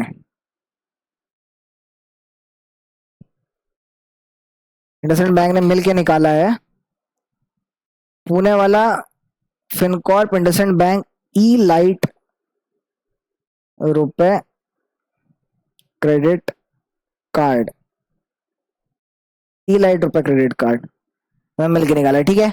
government of India announces $1 million immediate relief aid for landscape hit, Papua New Guinea में लैंडस्केप आया है उसके लिए 1 million immediate relief aid government of India ने रिलीज कर दिया है ताकि पपुआ न्यूगिनिया एक कंट्री है, इसके हाईएस्ट ऑर्डर से भी सम्मानित किया गया था हमारे प्रेसिडेंट को, आपको याद होगा पिछले साल की न्यूज है ये। सो $1 मिलियन का एड दे रही है गवर्नमेंट ताकि land slide hit Papua New Guinea में जाके रिलीफ एड प्रोवाइड की जा सके, ठीक है। उसको भी लिख लेते हैं कितने की एड दी गई है भाई, government of India give $1 million to landslide hit Papua New Guinea, ठीक है। कितने का, 1 मिलियन का दिया, $1 मिलियन का, ठीक है। SEBI notified framework for issue of subordinate units in privately placed and INVITs, ठीक है। The securities and exchange SEBI has notified a framework which allows the privately placed infrastructure investment trust to issue subordinate units. Subordinate will be issued to sponsor or its associates upon acquisition of an infrastructure project, ठीक है। Subordinate units will have no voting rights and distribution right as compared to ordinary unit issued, ठीक है। The amount of subordinate units at the time of acquisition shall not exceed 10% of the acquisition price of infrastructure projected by INVIT. The total number of outstanding subordinate units issued by an INVIT shall not exceed 10% of the total number of outstanding ordinary issued by INVT. Subordinate units will be classified into ordinary units when they achieve the performance benchmark 3 साल बाद आपके subordinate unit को ordinary units की दर्जा दिया जा सकता है, ठीक है। और 10% से एक्सीड नहीं करना चाहिए, उनके पास कोई वोटिंग राइट्स और डिस्ट्रीब्यूशन राइट्स नहीं होगा। और issue to sponsor, subordinate right sponsors को दिया जाएगा, इंफ्रास्ट्रक्चर इन्वेस्टमेंट ट्रस्ट, ठीक है। तो ये न्यूज में समझ में आ गया, तो हम इस न्यूज को लिखते हैं।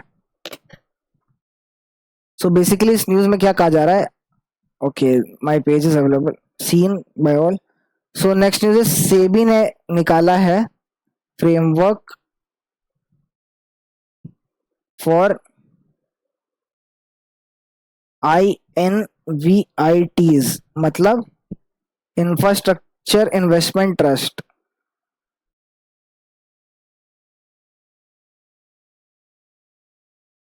Investment trust,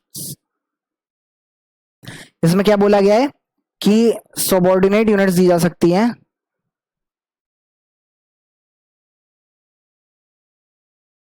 will be issued to sponsors।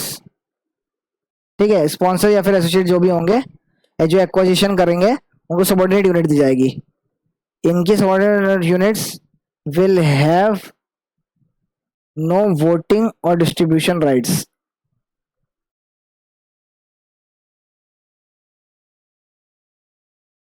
ठीक है, next news is not exceed 10% of acquisition and marked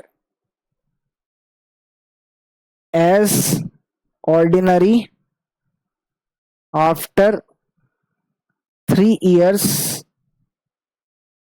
of insurance, 3 years of after 3 years of issuance, 3 years के इशुएंस के बाद ही अगर वो अच्छा परफॉर्म करे तो ही इनको ऑर्डिनरी यूनिट्स का दर्जा दिया सकता है। ठीक है, Bank of Maharashtra introduce Mahakrishi समृद्धि योजना। ये किसकी योजना है? बैंक ऑफ महाराष्ट्र की। To offer financial support for food and agro based industries. Mahakrishi समृद्धि योजना किसकी है? बैंक ऑफ महाराष्ट्र की है। अभी हमने पढ़ा था बैंक ऑफ महाराष्ट्र किसी चीज में टॉप आया था, आपको याद है? तो कमेंट सेक्शन में बताइएगा। मैं इस न्यूज के बाद आपको बताता हूँ क्या था। ठीक है, with a maximum loan amount limit up to 100 crore. This include facility loan term 100 crore तक का लोन दिया जा सकता है। No limit on minimum amount, minimum amount नहीं हो सकता, मैक्सिमम अमाउंट 100 करोड़ का ही दिया जा सकता है। ठीक है, 100 करोड़ से ज्यादा का नहीं दिया जाएगा लोन अमाउंट। ठीक है, तो मैं बताता हूँ जो ग्रोथ रेट इन बैंक्स था उसकी रिपोर्ट आई थी बाय आरबीआई, उसमें टॉप किया था बैंक ऑफ महाराष्ट्र ने with a growth rate of 21 point something percentile था। उतना ग्रोथ रेट मिला था, सबसे हाईएस्ट था जो अदर सारे बैंक्स थे गवर्नमेंट बैंक को मिला के पीएसबीज में। सेकंड पे अपना एसबीआई था, और उसी में एक चीज लिखी थी एसबीआई ने अपना प्रॉफिट परसेंटेज में सबसे हाईएस्ट पे एसबीआई है एंड ग्रोथ रेट में सबसे हाईएस्ट पे बैंक ऑफ महाराष्ट्र है। ठीक है, परसेंटेज में भी गलत हो सकता है क्योंकि मुझे लग रहा है गलत है, क्योंकि मुझे लग रहा है ग्रोथ जो प्रॉफिट परसेंटेज था वो एसबीआई का 21 पॉइंट कुछ था। Growth rate of bank of Maharashtra was around 19 point कुछ और एसबीआई की 13 पॉइंट कुछ थी। ठीक है, तो एक बार आप उसको कंफर्म कर लीजिएगा, बट इतना पता है बैंक ऑफ फर्स्ट आया था ग्रोथ रेट में अमंग ऑल द पीएसबीज। ठीक है, तो आपको याद होगा तो आप कमेंट सेक्शन में जरूर बताइएगा, या फिर नहीं याद होगा तो एक बार फटाफट रिवाइज कर लेंगे। मैं भी इसके बाद एक बार रिवाइज कर लूंगा सारी न्यूज, तो मेरा दिमाग में आ जाएगी चीज। तो news is 18th news is, इसको इधर लिखते हैं क्योंकि हमारा शायद खत्म होने वाला है international affairs, sorry banking and finance, economy चालू होने वाला है। ठीक है, इसको इस पेज पे लिखते हैं 18th, that is bank of Maharashtra. Bank of Maharashtra launch किया है एक स्कीम है, उसका नाम है महाकृषि समृद्धि योजना।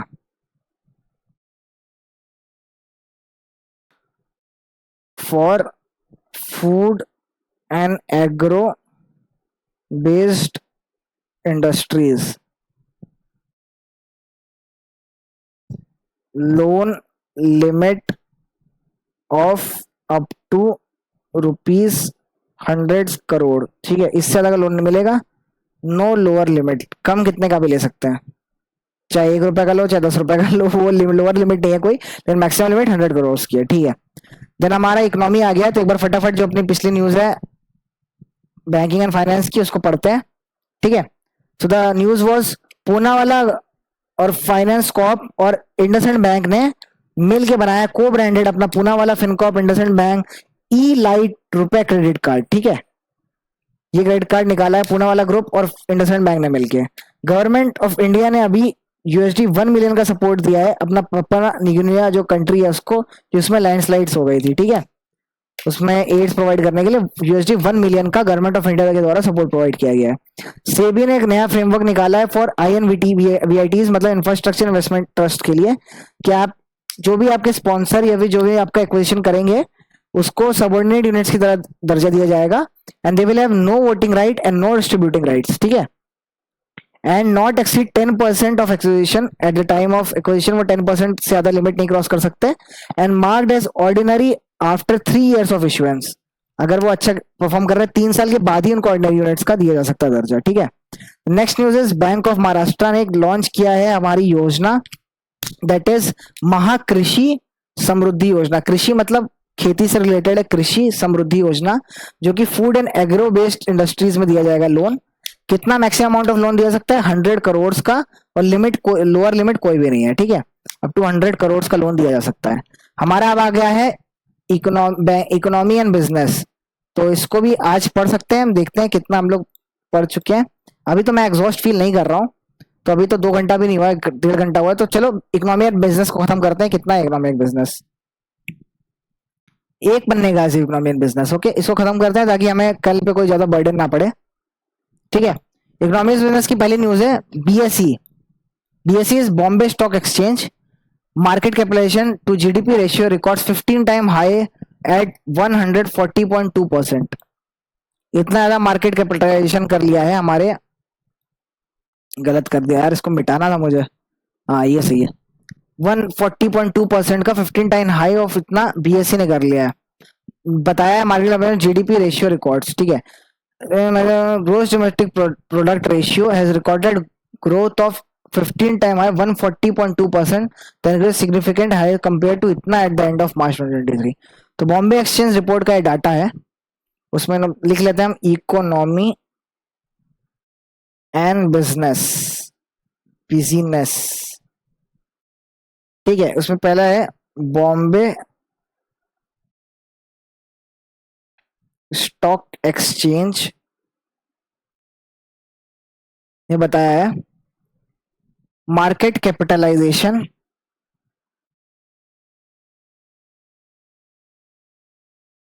To GDP ratio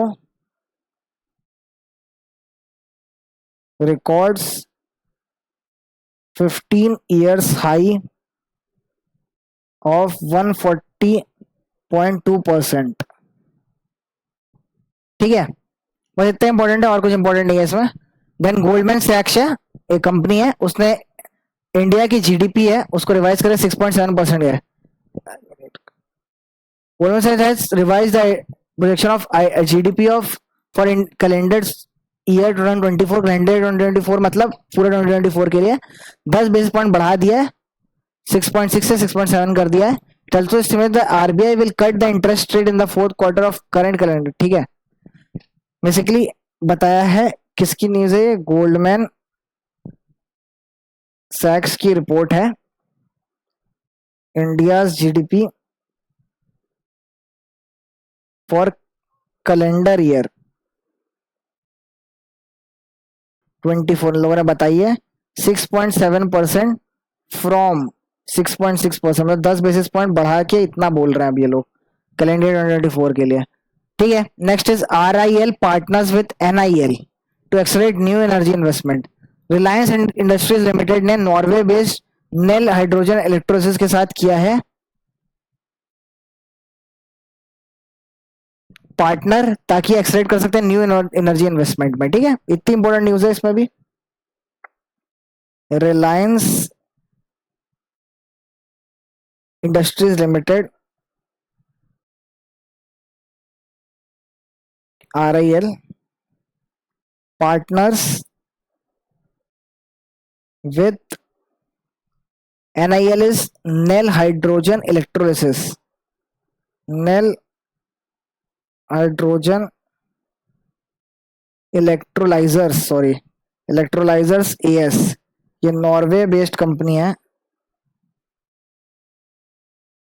two affiliate society of Norway based NEL is aimed at accelerating its investment to make electrolyzers, particularly for production of green hydrogen. To produce green hydrogen. ठीक है.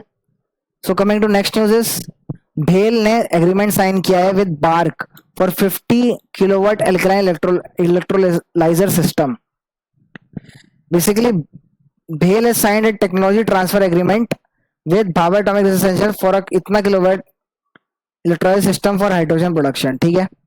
Under this partnership, BHEL aims to scale up indigenously alkaline electrolyzer and commercialize its application in sectors such as refinery, fertilizer, steel production, etc. BHEL अपने electrolyzers के limit बढ़ाएगा और वो इन बार को देगा 50 kilowatt alkaline electrolyzer system जो कि fertiliser इन सब में भी यूज हो पाएंगे. ठीक है. तो BHEL का साइन हुआ है एग्रीमेंट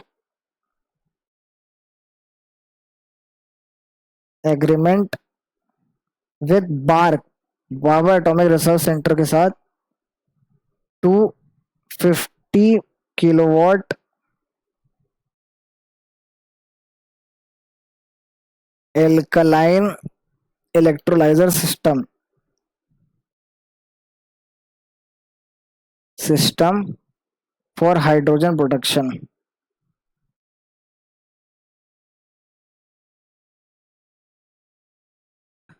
ठीक है. So the next news is SBI research report India's GDP growth likely to touch 8%, 7.4% GDP for Q4. ठीक है. बताया है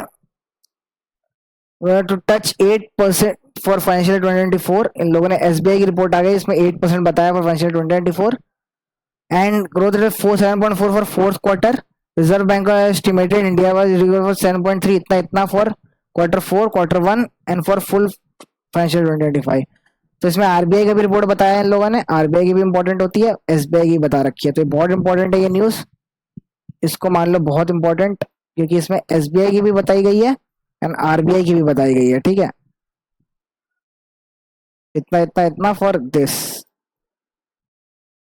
8% एंड 7.4% फोर्थ क्वार्टर. ठीक है. इसको लिखते हैं फटाफट. ठीक है. लिखने से पहले एक बार फटाफट ये वाला रिवाइज कर लेते हैं, वरना फिर बार बार पन्ना पलटना पड़ेगा. मैं जो भी हमने अभी तक पढ़ा है उसके फटाफट रिवाइज करते हैं.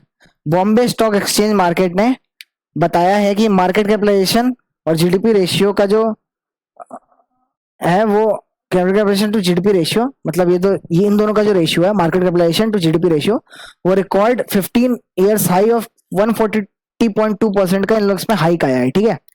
So next news is Reliance India limited ने RIL ने पार्टनर कर लिया किसके साथ, नेल हाइड्रोजन इलेक्ट्रोजन, नॉर्वे की कंपनी है, टू प्रोड्यूस ग्रीन हाइड्रोजन. ठीक है. इसके लिए इन दोनों के बीच पार्टनरशिप हुई है. द नेक्स्ट इज गोल्डमैन सैक्स ने अपने इंडिया की जीडीपी को इंक्रीज कर दिया 10 बेसिस पॉइंट से 6.6 पहले इन्होंने बोला था, 6.7 बता दिया फॉर कैलेंडर ईयर 2024. ठीक है. नेक्स्ट एग्रीमेंट इज बिटवीन भेल एंड डीआरडीओ. इन्होंने एग्रीमेंट किया है to develop 50 kilowatt alkaline electrolyzer system for hydrogen production. ठीक है. भेल और भारत मिलकर बनाएंगे इसको 50 किलोवाट. ठीक है. सो नेक्स्ट न्यूज इज लिखते हैं हम लोग, एसबीआई का आया है डेटा जिसमें बताया गया है कि इंडिया की जो जीडीपी है, एसबीआई रिसर्च रिपोर्ट,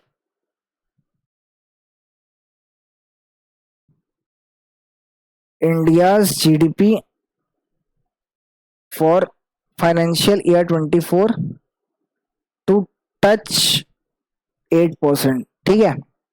एंड बताया 7.4% for Q4 of financial year 2024. ठीक है. ओवरऑल बताइए. उसके इसी में आरबीआई का भी डेटा दिया हुआ है. आरबीआई का डेटा दिया है कि 7.3% है for Q4 of financial year 2024. 7.5% बताइए इन लोगों ने Q1 ऑफ फाइनेंशियल ईयर 2025, यानी अप्रैल मई जून की इन्होंने बताई है. ठीक है. एंड ओवरऑल बोला है 7.0% फॉर फुल फाइनेंशियल ईयर 2025. ठीक है. ये 3 डेटा इन लोगों ने बताया, बहुत इंपॉर्टेंट है. ये 3 आरबीआई का एंड ये 2 एसबीआई का, बहुत इंपॉर्टेंट है. गोल्डमैन सैक्स का, बाकी सबका भी इंपॉर्टेंट होता है, कुछ भी पूछ सकता है. Bank credit growth to slip 200 BPS to 14% in financial 2025. CRISIL की रेटिंग आई है. क्रिसिल भी एक कंपनी जो रेटिंग प्रोवाइड करती है, रेटिंग प्रोवाइडिंग कंपनी है, रेटिंग लिमिटेड, और subsidiary of CRISIL limited. Bank credit growth is expected to moderate by 200 basis point 2% to 14 point for financial 24-25 for a robust growth of 16% in last financial year. उसके बाद अभी यह है 20% का moderate सा slip आया है उसमें, अब 14% हो जाएगा, ठीक है, फॉर फाइनेंशियल ईयर 2025। ठीक है, क्रिसिल ने ये रेटिंग दी है, क्रिसिल रेटिंग्स ने बताया है 14% बैंक क्रेडिट ग्रोथ होगी इन financial year 25 compared to 16% in last financial year 23-24। ठीक है, ये फाइनेंशियल 24 कह सकते हैं, 23-24। ठीक है, then next news is Radisys forms consortium to set up telecom network in Ghana. Basically Reliance का ही एक, मान लो रिलायंस का इसमें इन्वेस्टमेंट है, रेडियस इंडिया लिमिटेड, वो हैज फॉर्म्ड अ कंसोर्टियम, ये बनाया इन लोगों ने, called next gen infrastructure company NGIC for the government of Ghana in collaboration with Nokia Corporation, Tech Mahindra Association, Tech Mahindra Limited, Ascent Digital Solution, KNet Private Limited, and mobile network operators at Ghana and Telekel Ghana। Basically इतना तो नहीं पूछेगा कि इसके अंदर किन किन का कोलैबोरेशन है, कि बहुत ज्यादा डेटा है, टेक महिंद्रा नोकिया सबका इसमें है। बेसिकली पूछ सकता है, नेक्स्ट जेन इंफ्रास्ट्रक्चर कंपनी बनाई है इन्होंने, किसने बनाई है? रेडिसिस लिमिटेड ने, उसको टेलीकॉम नेटवर्क बना रही है, वो घाना में जाके एस्टेब्लिश कर देगी, बस इतना इंपॉर्टेंट है। ठीक है, next news is 7th news, that is Radisys form. Radisys क्या पूरा नाम क्या है? इंडिया लिमिटेड ने बनाया है कंसोर्टियम कॉल्ड, इसका नाम रखा गया है नेक्स्ट जेन इंफ्रास्ट्रक्चर कंपनी। ठीक है, ये बनाया इन्होंने to set up telecom network in Ghana.